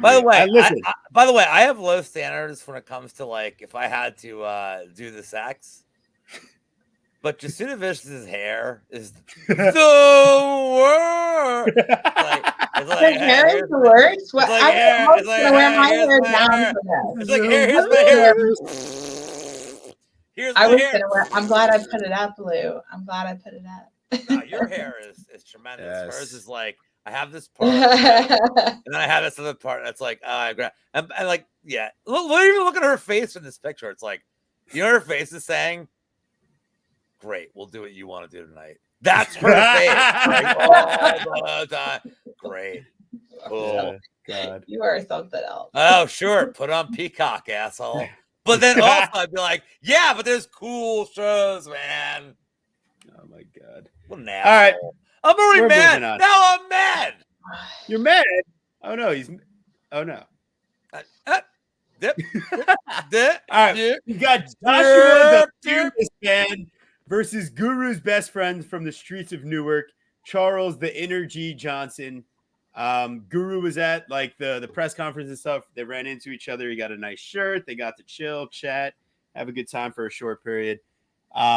Guru's buddy, Charles Energy Johnson. But no, seriously, Joshua Vanier, this is another one of those spots where I kind of like look at the resume, look at the stats, look at the matchup, look at the size discrepancy. I'm like, the fuck am I missing here? Like Charles Johnson disappointing people in every day's passes. Like, he's not fighting the wrestler here, guys. I think we're okay.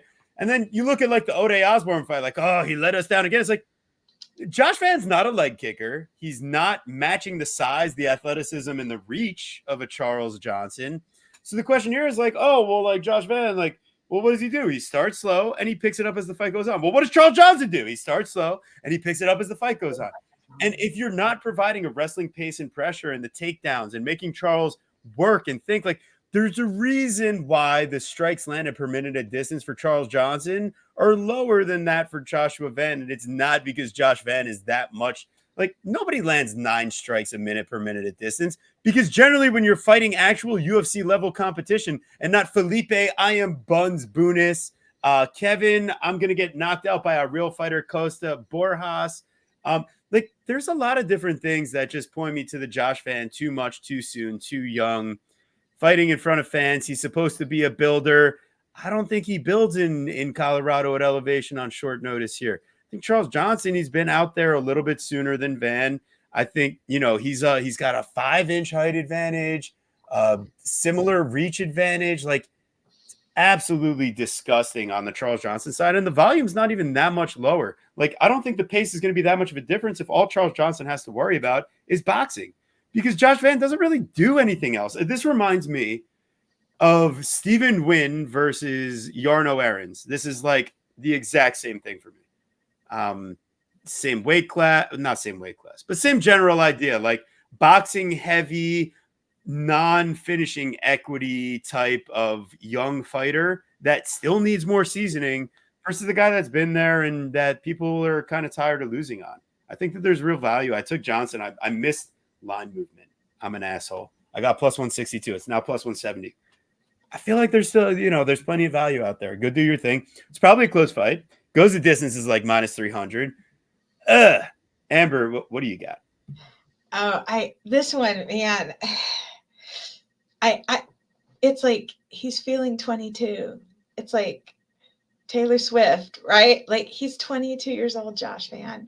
And then in his interview, he has that swag that is very confusing, in that he was incredibly confident. He was talking, like, they're asking him questions about his training. He's like, nah, I literally last minute everything. Like, I was out drinking that night. And I'm like, yeah, are you, is this a joke? Are you pulling our leg? Are you secretly, doing the whole one thing for the media? Drinking is for the devil. The beer out of the shoe guy, So like that right there was kind of confusing to me. The thing that like really concerned me about it is just there's not a lot of record, that's professional on Joshua Van. Now, one thing he said in his interview that I think would be notable is he talked about how he had actually tried to get a fight that was a higher ranked fighter. And then Johnson had reached out to him, and he ended up, he's very short. I think he's short notice. Johnson had reached out to him, and this one came in short, so he went ahead and took it. So he almost talked like this was like a step down for him in his interview, which, and Johnson, in the meantime, he wants this. He's planning. He's making strikes. I just don't know, because he is young, and I get burned on these young guys. Like I get Raul Rosas is a great example of Amber getting burned over and over and over again. So, I'd probably stay off of it. I think, but if I had to pick, I would say with the value right now, Charles Johnson might be surprising. I wouldn't want to lean at it Charles Johnson might be surprising. I would want him to win. It's the heart side, but I'm not going to bet it. But if I'm being backed into a corner at 170, Charles Johnson still has a little value for sure. What is Lou like? The opposite. No. So let's see the other side now. I don't know why you guys always assume I'm going to be like the worst. In fact, I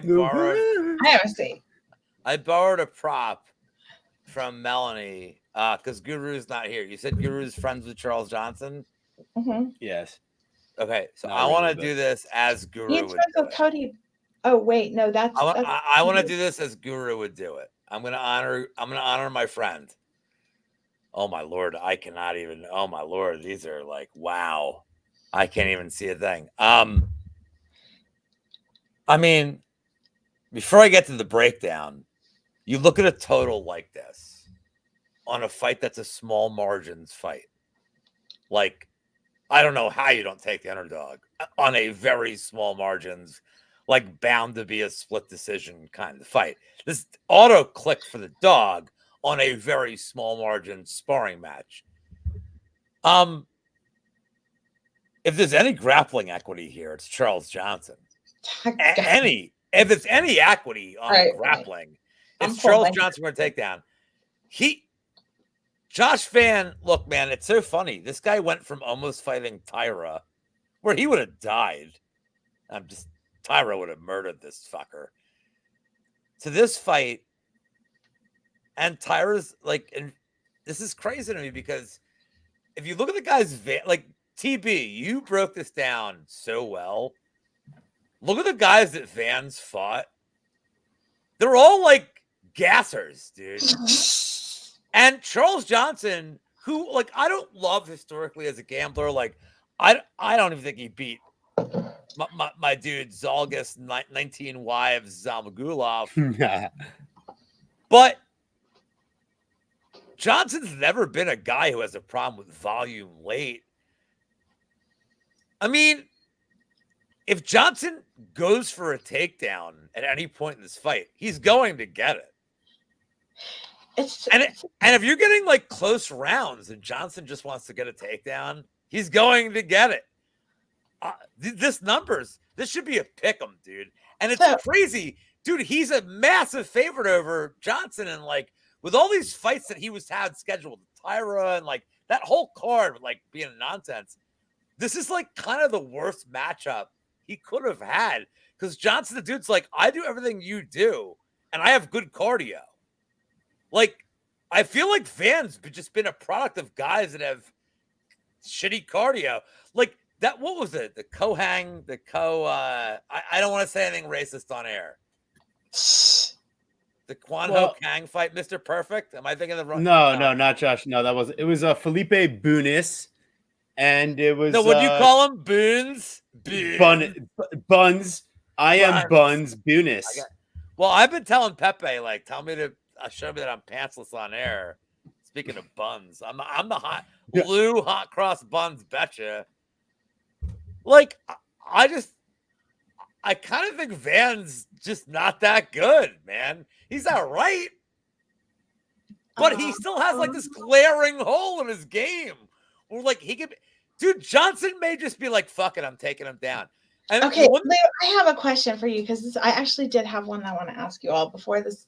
I'll only answer if you slightly tip the shades. Do you all want to see? Okay, no, I said slightly tip. There you go. Perfect. Slightly. It's a slight tippage. There we go. Slight tip. Okay, so my whole thing with Charles. Oh, thank you. Sweet. Oh, you're on air. You're on air. You got to deal with this fucking sass. Okay, so what I'm asking, this is important. This is math. Why is it that he has 156 strikes and it goes to, this is something that's been burning in my mind is, do you figure that if it takes them 150 and they haven't finished the fight and then the other fighter doesn't really have a chin that should have a chin, should we not be downplaying these? Well, the one guy Johnson finished. And that's where I'm like, why are we at -205? You're not. You're talking about Johnson. You're talking about Charles Johnson. Yeah, and the fight he got volume, but it doesn't finish the job. Okay, well, the one guy that he finished is Jimmy Flick, who's has a bad chin. Charles Johnson, but the guys that Charles Johnson has faced all have historically really good chins. Like they're all like dudes that never get finished, and Charles Johnson. No, but he's also like jab. He has a great jab. So I'm saying it's like, it's not like Charles Johnson is like the way, and this is back to even LFA. Like he just throws a lot of volume. even in 5-round fights, he's hitting a lot of volume. See, and that's But the thing. he's fighting people that are historically durable. Like that's to answer your question. Dude, they've kind of done him dirty. TB, extremely dirty. Oh yeah, no. Actually, I was asking it about Van because that's the one that. Oh, they've given Van bums. They've given Van bums. They're giving Van. Dude, poor Haas is like a bum. Oh, big time bum.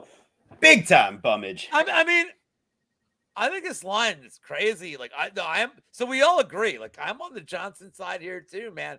But more importantly, just in terms of, because I know my girl, I know my home girl here, Camber. She's a math girl, and you know what the math would tell her and anybody else?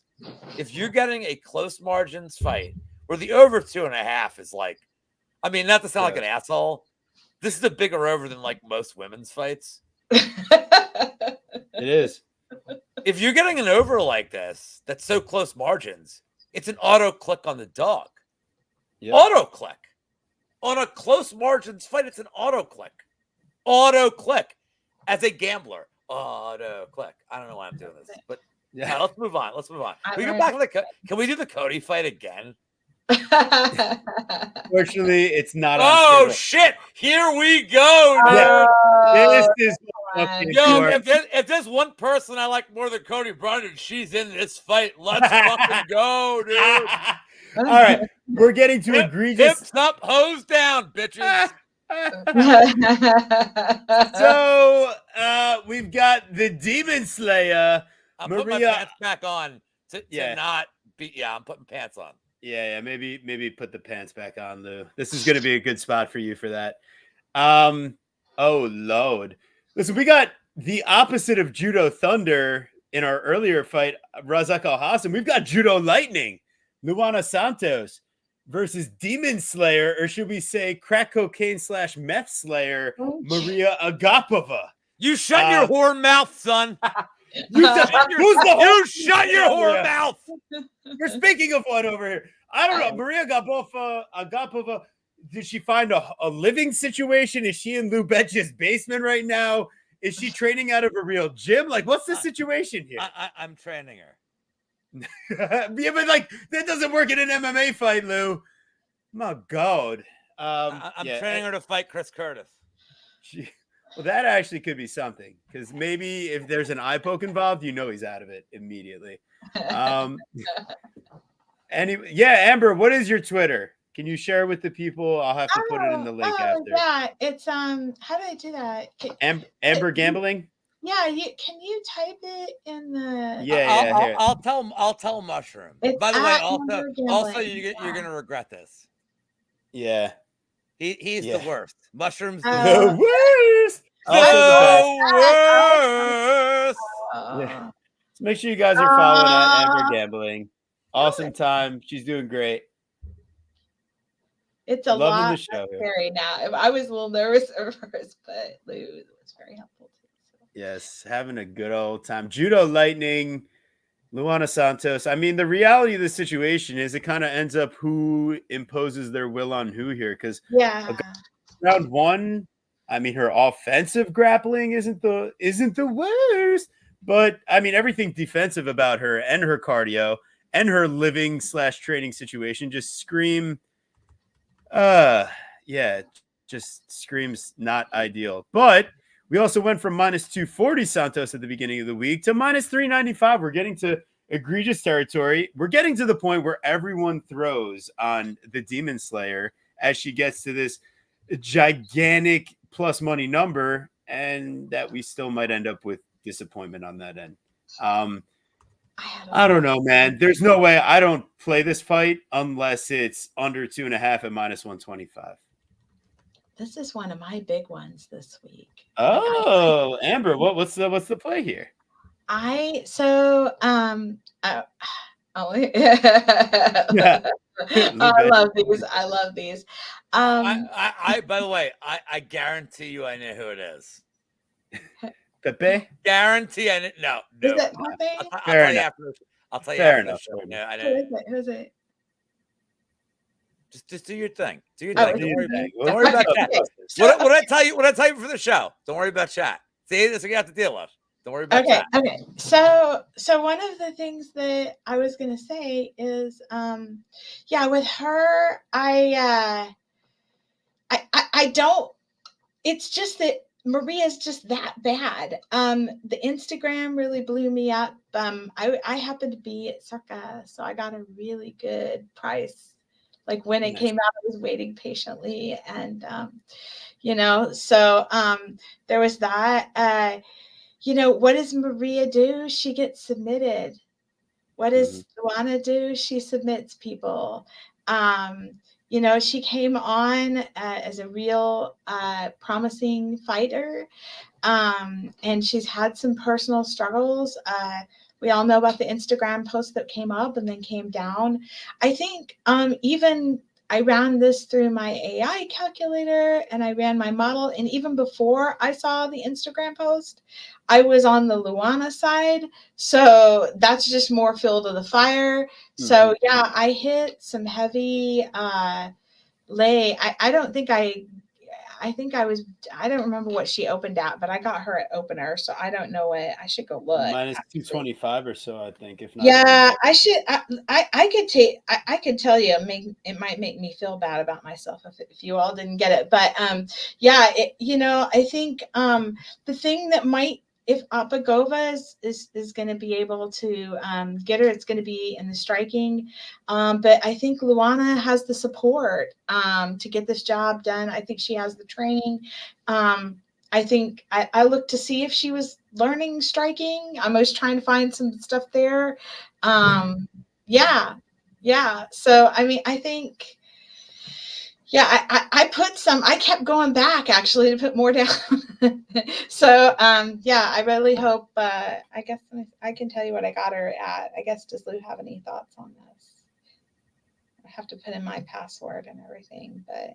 Lou, what you got?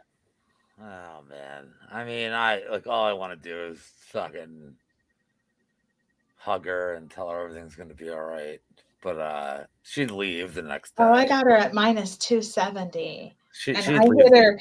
I hit her twice. I actually got her at less than that. So I got her. I think I got her around opening at Circa. I mean, I hate disagreeing with a rookie here, but oh no! Like, this whole like Agapova gets taken down, and like, I mean, look. First of all, Santos is like stinks. Like, she's not really good. If you look at the two fights that Agapova got taken down, so Jillian Robertson's like elite at like. Jillian Robertson is an elite person at like wrecking shit. Like taking you down. Like okay, so if Jillian Robertson is elite and she takes Jillian, don't tell me Jillian Robertson is as good as Luana Santos. Like, you can't compare that. Jillian Robertson, I agree. I agree. Minus 1,000 against Santos. Question, because Rose is the opener. Is she better than Rose Namajunas? Because it's a different matchup. Yeah, I just throwing it out there for fun. All right. No, it's a very different matchup. Yeah. I'm saying is the two fights that Agapova's looked where she got taken down and got owned. Jillian Robertson is like an elite, like contender for the title. Dude, Jillian Robertson's a fucking animal. And the other fight was Marina Moroz, and that was literally like 2 weeks after Ukraine got invaded. I think that was like one of the last UFC fights they allowed you to carry flags out. And I had a bet on Agapova because I'm an idiot. And Moroz came in there like, oh no. Like, and I knew, I'm like, what a dumb. I tweeted, I'm like, what a stupid bet. The fight hadn't even started. I'm like, minus 1 unit Agapova. What a dumb bet. And Moroz went in there like for the pride of Ukraine and just wrecked her. So Santos, who has, what is it, Hashimoto's or, look, this isn't my God channel, bless you. God bless you. I'm trying not to say like the 38 things that I would say on my own channel right now. Fair enough. She did have a thyroid condition, underactive thyroid. I saw the Hashimoto too. It's being corrected. If Santos, so number one, if Santos can't take her down, Agapova is going to kill her on the feet. It's not even competitive, dude. Agapov is gonna box her the fuck up. She subs. She's too On the expensive. feet. That guy, I hold on. I said on the feet. This isn't even competitive. Agapov is gonna kill her on the feet. It's not. It legit is not competitive on the feet. If Santos can get takedowns, well, then that's not great. Yeah. So Yeah. I'm not betting this. I am just gonna take my pants off and hope for my homegirl Agapova here. I loved her. I love her. cheer for me. Well, I got her at minus 270, so But, I wouldn't like- go right. And But like, and I'm not trying to be a jerk, but like, she's still like a very unknown quantity facing low-level people. I'm not comfortable. Look, here's the thing: if she gets takedowns early and easy in this fight, she's gonna cover that minus 400. If Crack Agapova cocaine gets is a that. hell of a drug. But dude, if Agapova can keep this fight standing, she's gonna piece Santos up and badly. And last thing, so here's my. By the way, I do have a bet on this fight. I Oh, bet Lord. the under. You know how Yes, many that's fights what I like. Agapovas have at the UFC? Camber, you know how many fights Agapovas have at the UFC level that have gone the distance? 0. exactly. Either she gets killed. So I would Or- rather lay the minus 25 on somebody dying. I think Agapova's gonna. Honestly, I think Agapova's gonna kick her fucking ass. I am not courageous enough to bet the 280, but I love the under here, and I will. I will. No, I I can will. look at the under too. I will do the sex all over my couch during this fight. Nice. Yeah. Hopefully it's not grandma's couch. As LA Knight You have says, to dig and get the yeah. Hold on. As LA Knight says, yeah. Used to tell grandma to Lord. scoot over and Yeet. Yeah. Yeet. All right, here we go. We got double TB nickname. It's Josh Mile Yeah, High you made all Fred this crap up. You made these versus Andre the Giant Petrosky. Tell me that's not what the nickname should be, though. Come on. Ak Ogan. You Ak Ogan. So Mr. Fremd here, the real question is like, how bad is the grappling, and how bad are you as a fighter? Because like you literally have to be worse than the iliac crest on Jacob Malkoun's hip to lose to Andre Petrosky at this stage. Like yes. if you're a net negative, if you're a nothing, if you topple down like a redwood and never recover your ground, like yeah, it could be a real issue. Like maybe Petrosky is going for subulation, you know, like that could be potential. He's a tank, you know, if he's getting inside range, you're probably not loving it. But Fremd, he works well off the jab. Petrosky gets wobbled by every single jab that Jacob Malkoun lands on him. It was very sad. Then, like, I don't know if it's the short little left hook or diving head first into Malkoun's hip, but like Petrosky goes lights out. It's not ideal. And we've seen him hurt, whether it's on The Ultimate Fighter, and then he gets submutilated, right? Or, you know, it's other fights in his career. I understand Michel, my fitness consigliere, is definitely a lot more dangerous striker than one Mr. Fremd.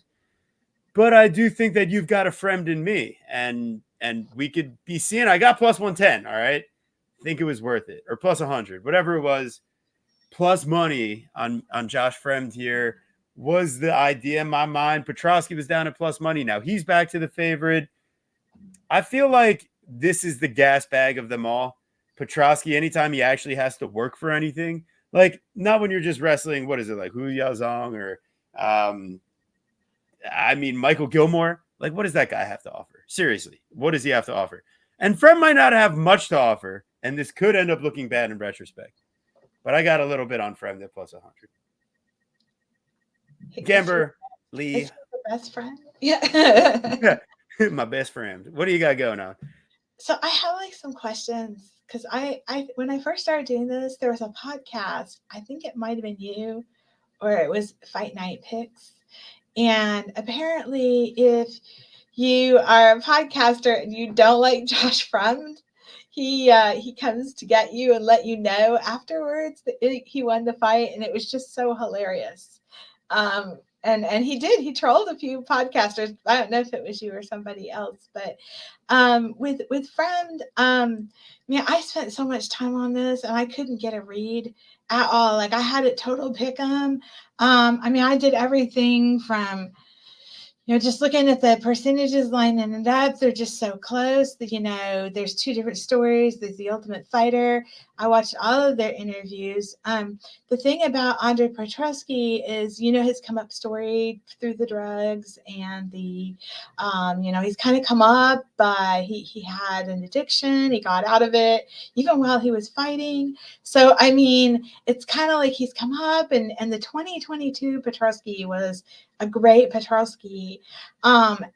And now we're in 2024 and I don't think it's the same guy. I don't. And I have a very weird theory that I don't want to go into, but I don't think he's the same person. I think something's happened in between now and then. He's had a rough time coming up into the UFC. He's a great submission artist, but I don't think he's got experience on the feet in a way that's like elite, unless he's been running around training somewhere I don't know about. And in the meantime, you've got Josh Friend. He's he lives there in Colorado. He's snowboarder. I like to ski. I think he's the snowboarder. Yeah, I'm pretty sure that's him. And I'm just like, I don't want to use I think this is Colorado's to lose. I mean, it's where they live. They have an advantage. He's got the hometown advantage. He's got great preparation, and this is the big thing. He's at the end of his contract, so this is do or die. What do you think, Lou Batia? I mean, the loser's getting fired. I think I would agree with that point. I'm biased here, man. I'm a Philly guy. Of course, I like Petro here. Yeah. I actually prefer. So it's weird that the under 1.5 is plus 145 because the fight doesn't go as minus 165, and I already bet that. I think it's like Petro early or Frem just kills him late. Like TB got a nice price on Fremd. I know Amber likes Fremd. I get it. To me, Fremd is like a. It's close, but you know what? The math part, like when I run that part, it did lean. I had to do some adjustments. I mean, Petrosky. So it was the price. It was a good one when I got it. Too. No, there's no criticism here with either one of your two bets. That's why I said I favored like the time props more than anything else. Like I'm rooting for Petrosky. I like him. I know who he trains with. Like I know these dudes. But like, if this fight gets extended, I think Petro is. And it's so funny because like everybody's like, "Oh man, Petrosky's cardio is so bad, dude." He has like 2 third-round wins. Sure enough, against like bums. Exactly. I feel like he's one of those dudes that can fight through his cardio, but like, man, Frem stinks too. I just think somebody dies here. Careful, Lou. He's gonna find you on Twitter. I think Frem will find you. I'm telling you, he does that. My dude, Kiwi, what's up, Kiwi? Sure, my friend. He's gonna call Cody on you because aren't they both the same Colorado people? Well, no offense. Yes, Factory X. Well, no offense to Josh Fremd if he wanted to fight me in a real fight. I'm really not worried. I'm really not worried about Josh Fremd because if you think Petro is front loaded against him, I mean, literally, I'm like, I mean, it's great. I'll kill him in a bar fight. Yeah, hold on. The Guru. Follow my dude Zach on Twitter, by the way.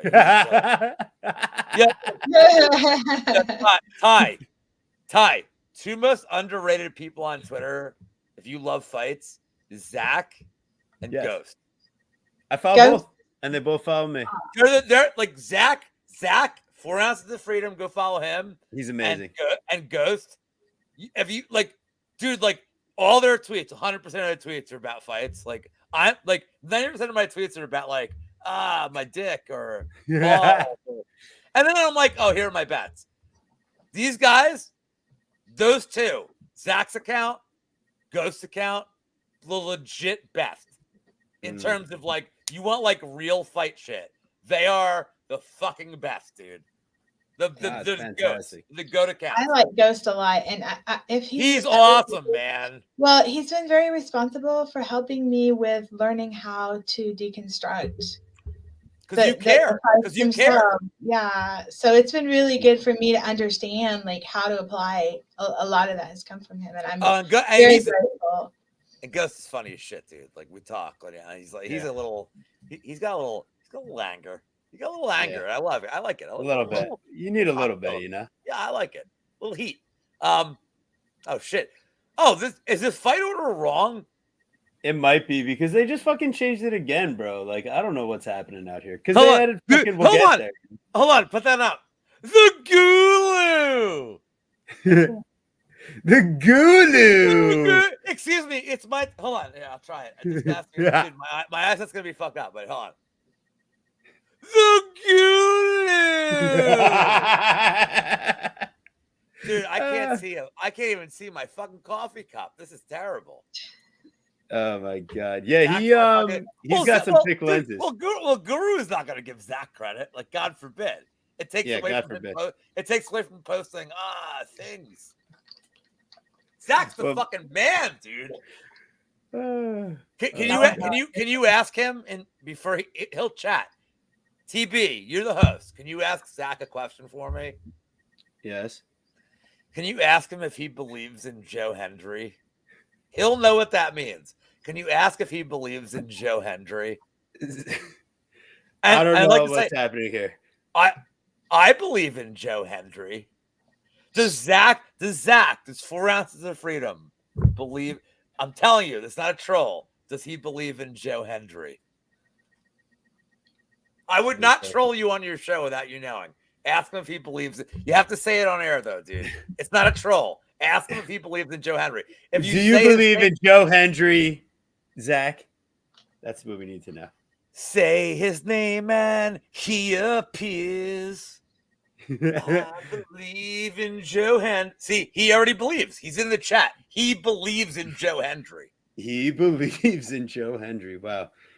Someone, TB that is, needs to go on the Google and figure out what is this AEW? What's going on here? Are we believing? Anyways, Montel Quick Jackson versus DeMonster Blackshear. Mr. Monster, what is this? Another short notice gas out for you? Like, not even noting elevation. I literally have no idea what's going on. Justin has no idea what's going on. Zach knew it. And maybe you guys are just meant. Urban Dictionary. He's got some monk resemblances. God, do your fights, bitches. I've already increased the ratings. Go ahead, do your fight shit.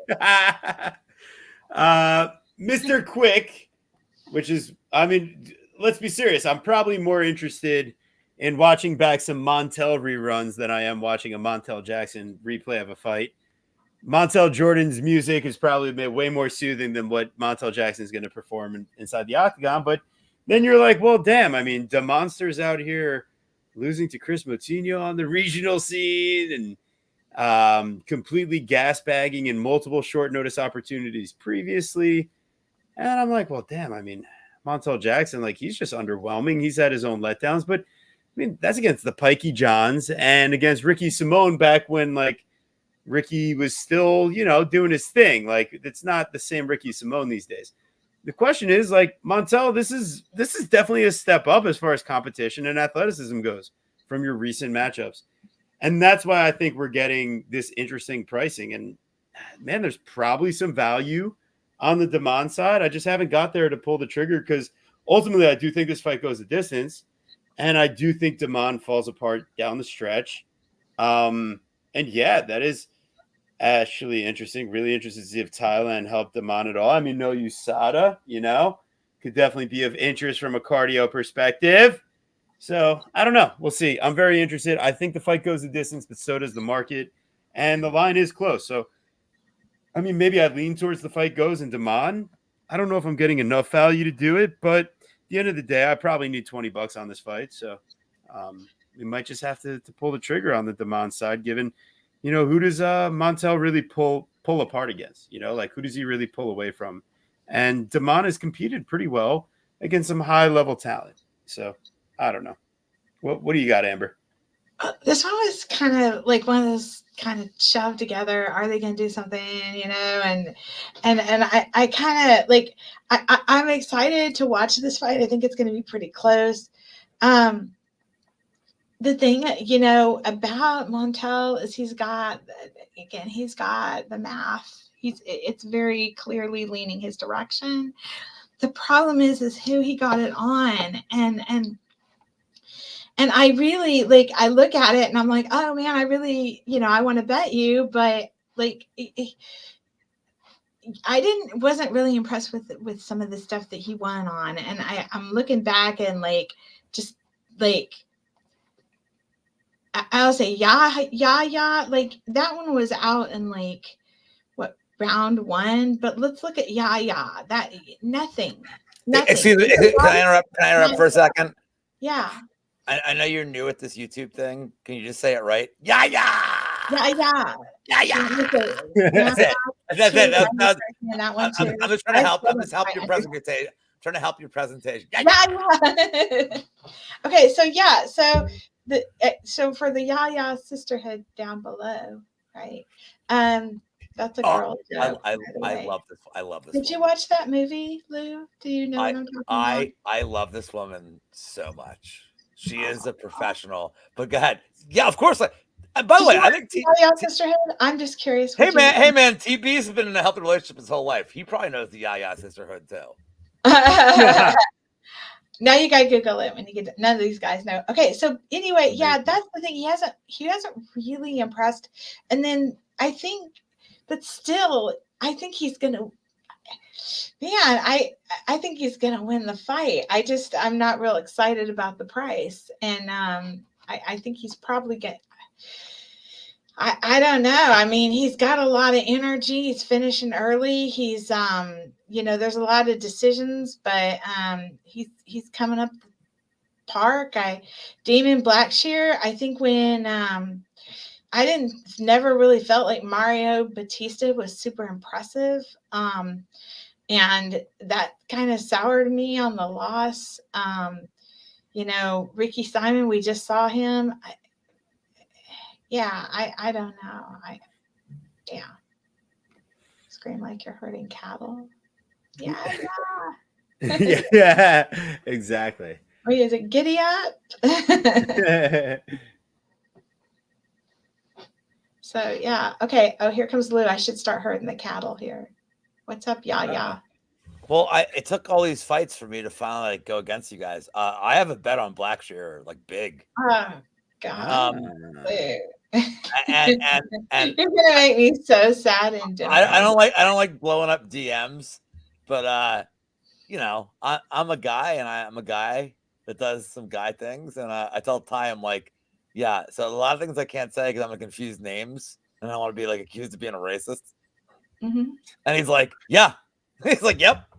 I'm like, right. I can't say Montel. I can't say his full name because I'm going to say Montel Williams, and I know I'm going to say it. Yeah. I know I'm going to do it. So, but man, Blackshear, everything Blackshear does well is what Montel Jackson does poorly. Yeah. Montel Jackson, what's he do well? Oh, he knocks down dudes. Yeah. JP Buys. Look, JP Buys, my dude, he's been knocked down. He's been knocked down enough, man. Yeah, he's been knocked down by life more times than Montel Jackson. But honestly, I kind of feel like he's this overrated fucking dude who he's like, oh look, I am this boxing guy, and I mean, he's boxing pretty well though. I mean, if it would be overrated if you weren't boxing, but he's facing bums and Jesse Straight.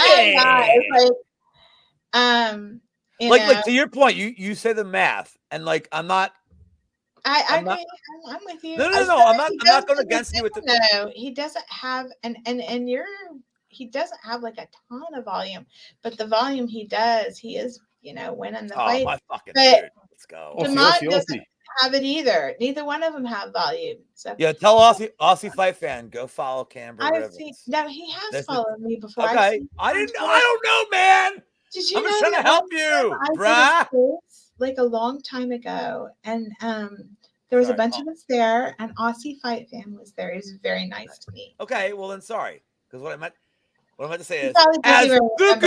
guru. Oh. Yeah, I just showed my 2 chest hairs again, you motherfuckers. I know. I had to block it out with her sharing social. it. I'm not sharing Okay. mine. By the way, Camber, it's okay that we disagree. That's what makes a good show. If we all agree on everything, this show sucks. You gotta disagree on picks. I would agree. I think Blackshear does everything well that Montel Jackson has struggled with. And is this like Blackshear's first fight where he didn't have like a fucking 4-day camp? Like every fight Blackshear's had, it's been like short notice. He's had weeks. I think it's a really good spot for Blackshear. And I'm going to give one other pick here too. I think Blackshear subs him, dude, at like big plus money. I like the Blackshear submission. And here, you want one extra one, TB? You don't want boring shit with me. Because if you guys know me, anybody watching me, even, and Camber knows this from being my friend. And hold on. Can you put He does have a ton of submissions. He's not. Hold on. Aussie's my boy. And you know what I like about Aussie Fight Fan?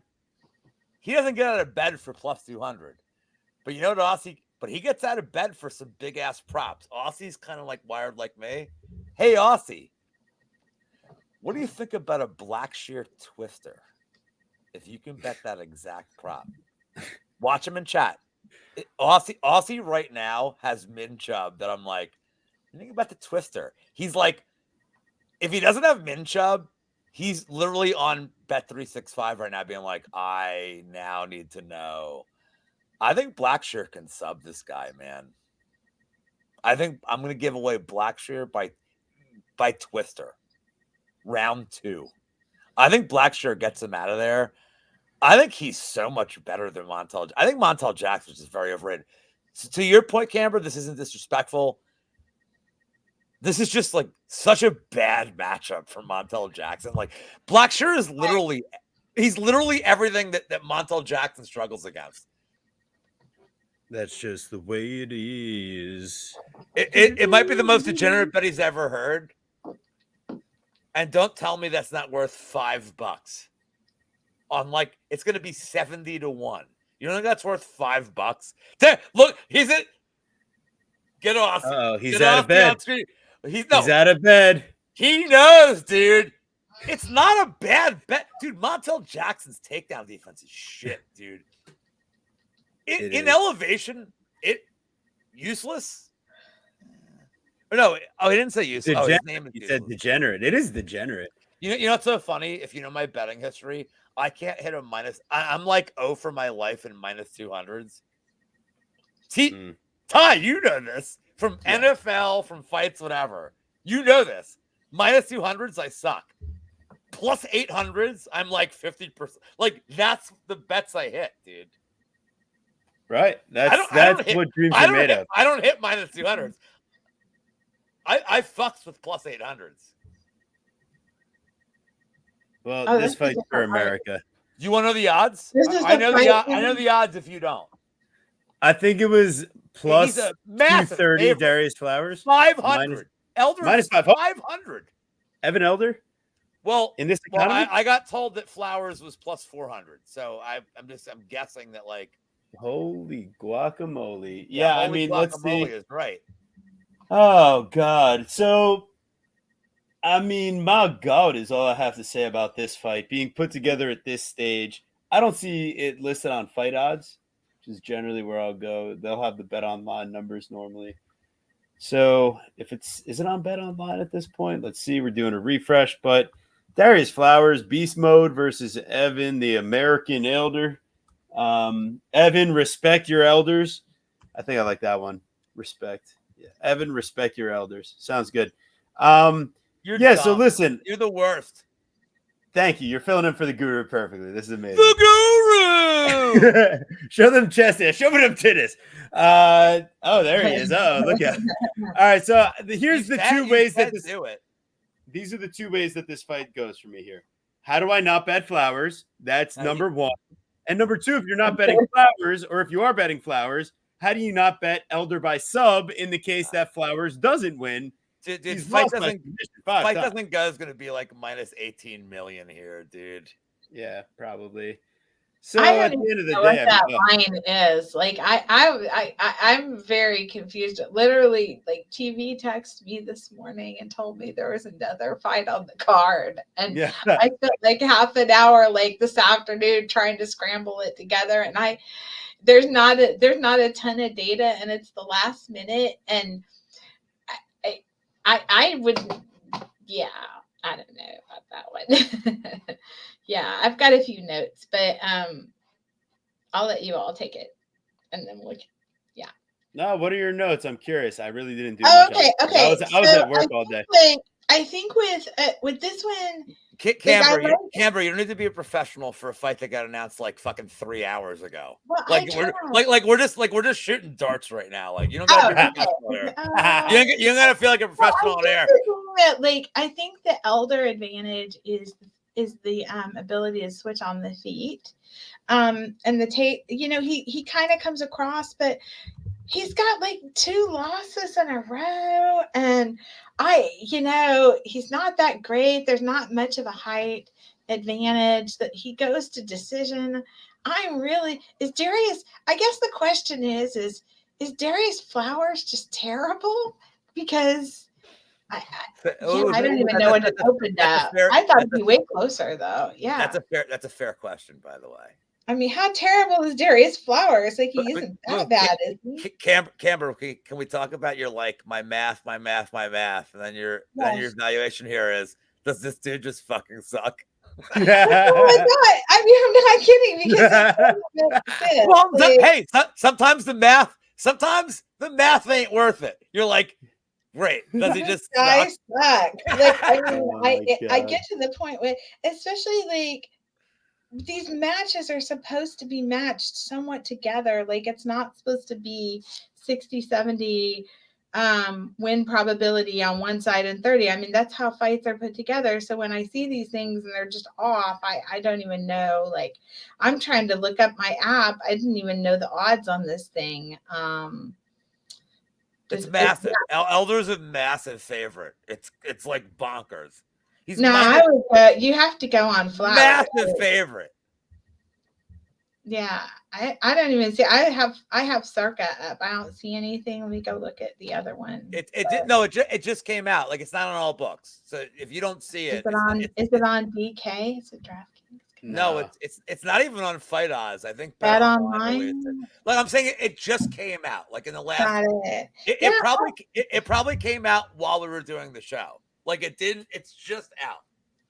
How do you get to -5? I mean, what universe do you match? Matches are made 50-50. I think it's because Evan Elder didn't post about not wanting to have to take another fight on bad circumstances, but he wants another contract. Well, can I ask the math genius a question? Yes. Look at her face. Look at her face. She said she's sassed. Okay, but this is an important Ty. I want your opinion here too. Okay. We're getting what, like, is this a donkey fight? This is a donkey fucking fight. It is. It was added for, like, why it was added is like what are we doing here? Okay, like, you guys know. By the way, this was not a question. What are we doing here is a statement, and you guys don't know. Like, what the fuck are we doing? Oh, we're way past that. But if you're gonna give me this will last for like an hour when we roll it. If you're gonna give me a donkey fight that has no relevance in the rankings, and it's just like, hey, we need a 12th fight. It's like auto bet the dog on a short notice fucking horseshit fight. Whatever this under is like, and I don't love parlay pieces that are like big juice things. There's no way this fight goes the distance. And this is at somebody who had a massive bet on Preston Parsons to submit Evan Elder, and he just like survived every submission. I'm like, this motherfucker. But like, man, dude, there's no way this fucking fight goes the distance. If it's minus 700, there's value. There's no fucking way these two jabronis on short notice in Colorado. There's no fucking way. Dude, Jake Matthews is a bum. And all he did was like not die in round 1, and then Flowers was fucking dead. And this was like with a full camp. Come on, man. And Elder like can strike. He's got grappling. Like Elder's solid. Is Elder a guy that should ever be minus 500 ever? No, dude. But I will say this. I thought Elder beat Salikov. You don't think he beat... Dude, he beat him in that fight. It was that cut. Salikov was trying to get back in too. Did you hear about that? And he was all set for camp for this week. He was supposed to. Yeah, he got his fight canceled. But dude, Elder was beating his ass. Elder was. I don't love Salikov, man. Dude, I'm a big Slava Claus guy. That's the greatest fight ever. On Twitter. He's very nice to me on Twitter. So I have a friendship. So and Camber, I think that's super. That he's nice to you. But we're capping fights. Hey, Cody's nice to me, and I'm still like, this motherfucker. Oh, you're totally betting him, Lou. You're betting him. Of course, I'm biased. I'm openly biased. Like, I'm openly like, this is my friend, and I'm betting him. I'm an established nonsense human being. Of course I'm betting him. The whole community knows I'm fucking betting this asshole. You know what happens when Cody loses, Camber? Literally, 900 people retweet me. Your boy sucks. I pay the price. I pay worse than Cody does for his losses. But for this fight, dude, again, from a betting perspective, Camber, we're talking math. This is a fight that was made like hours ago at altitude with no preparation. You giving me one of these dudes at plus 400 on a fucking bullshit fight? It's an auto click. Is Flowers 20% here in these circumstances? No fucking way he's not. No way. But whatever the under is, I will like eat a shoe if it loses. And by the way, 2-0 in bets. Beer out of the shoe when you went. Hold on. Like do a shoey. Do a shoey. Yeah. No. Listen, there's a big difference between me drinking a beer out of a shoe and eating. I'm 2-0 in bets where I've threatened to eat a shoe, because I would prefer not to eat the shoe. All right, that's it. That's it. We Can we made wrap this up? I have to go do another show literally the second we're done. All right, let's get Lou out of here. Absolute elite performance out of the bullpen here, stepping in for the guru. So appreciate you. Before I do the normal guru closing, let me pass it off. Amber, you got anything to say to the people? Anything to promote before we get out of here? I just want to thank you for like a lovely show that I've enjoyed for almost a year now. And to Lou, thank you for the encouragement to do this. And then grateful I didn't get a chance to say thank you to Guru for this. I enjoy watching y'all's show. I learned a lot. And there's a couple of like Ghosts too, if he ever sees this, is incredible. So yeah, thank you. That's all I have to say. Thank you. Love that. Lou, what about you, my friend? People can find you with the dog right after this. What's going on? What do you think? This is where I usually promote. I don't give a fuck. Ty, as always, like one of my best friends in the community is Tyler. Like, dude, we talk every day about not even about sports. We're just very good friends. And Camber has become one of my very good friends. This is her debut. Dude, I remember my debut. She fucking killed it tonight. And Ty, a lot of this falls on you too. Being a great host, like bringing her along, like this was natural. You guys did fucking awesome. Like Camber, like no joke. You fucking killed it. Also, you're either going to defriend me or love me more when you read your DMs, because I wrote a lot of fucking shit during the show. Oh, no. As always, I think this is like my 7th time on this channel. And this is the 6th time I made it to the end because the one time I like browned out and like fucking died. Yeah, that was amazing. But always a pleasure to fill in for the Guru. Oh, and you know what? Here, before I leave, here, hold on. I don't think I ever did this. Hey, Ty, I don't think I ever did this. Ty, you want me to throw some shade on him? You want me to throw some hilarious shit on Guru? All right, I'm always down for hilarious. No, this is hilarious shit I've never done. What does Guru love to talk shit to me about? About what? About if me and him ever hung out? What bowling. Is it? Bowling. Okay. Oh no. So I would like to show you. Oh no. So can you cameraman, you got two bowling trophies. Go ahead, zoom it. Well, can I? Hold on, wait. Here, let's go. Hold on. Bang. So this is, if you can see this, you can't. This is Labor Day 2019 Wii Bowling Champion Trophy. Damn. You know what this one is? This one's the back-to-back. the forever champion. And then we had COVID. They never ran the tournament again. So I am literally the fucking forever champion of this tournament. So hey Guru, you want a fucking piece of me? Let's fucking go. I love it. Amazing. Aussie, appreciate you. Lou, absolutely incredible. Chee wee wees. I appreciate that. And then that's Monk's line. Chee wee wee wee wee. No, you know what my line is?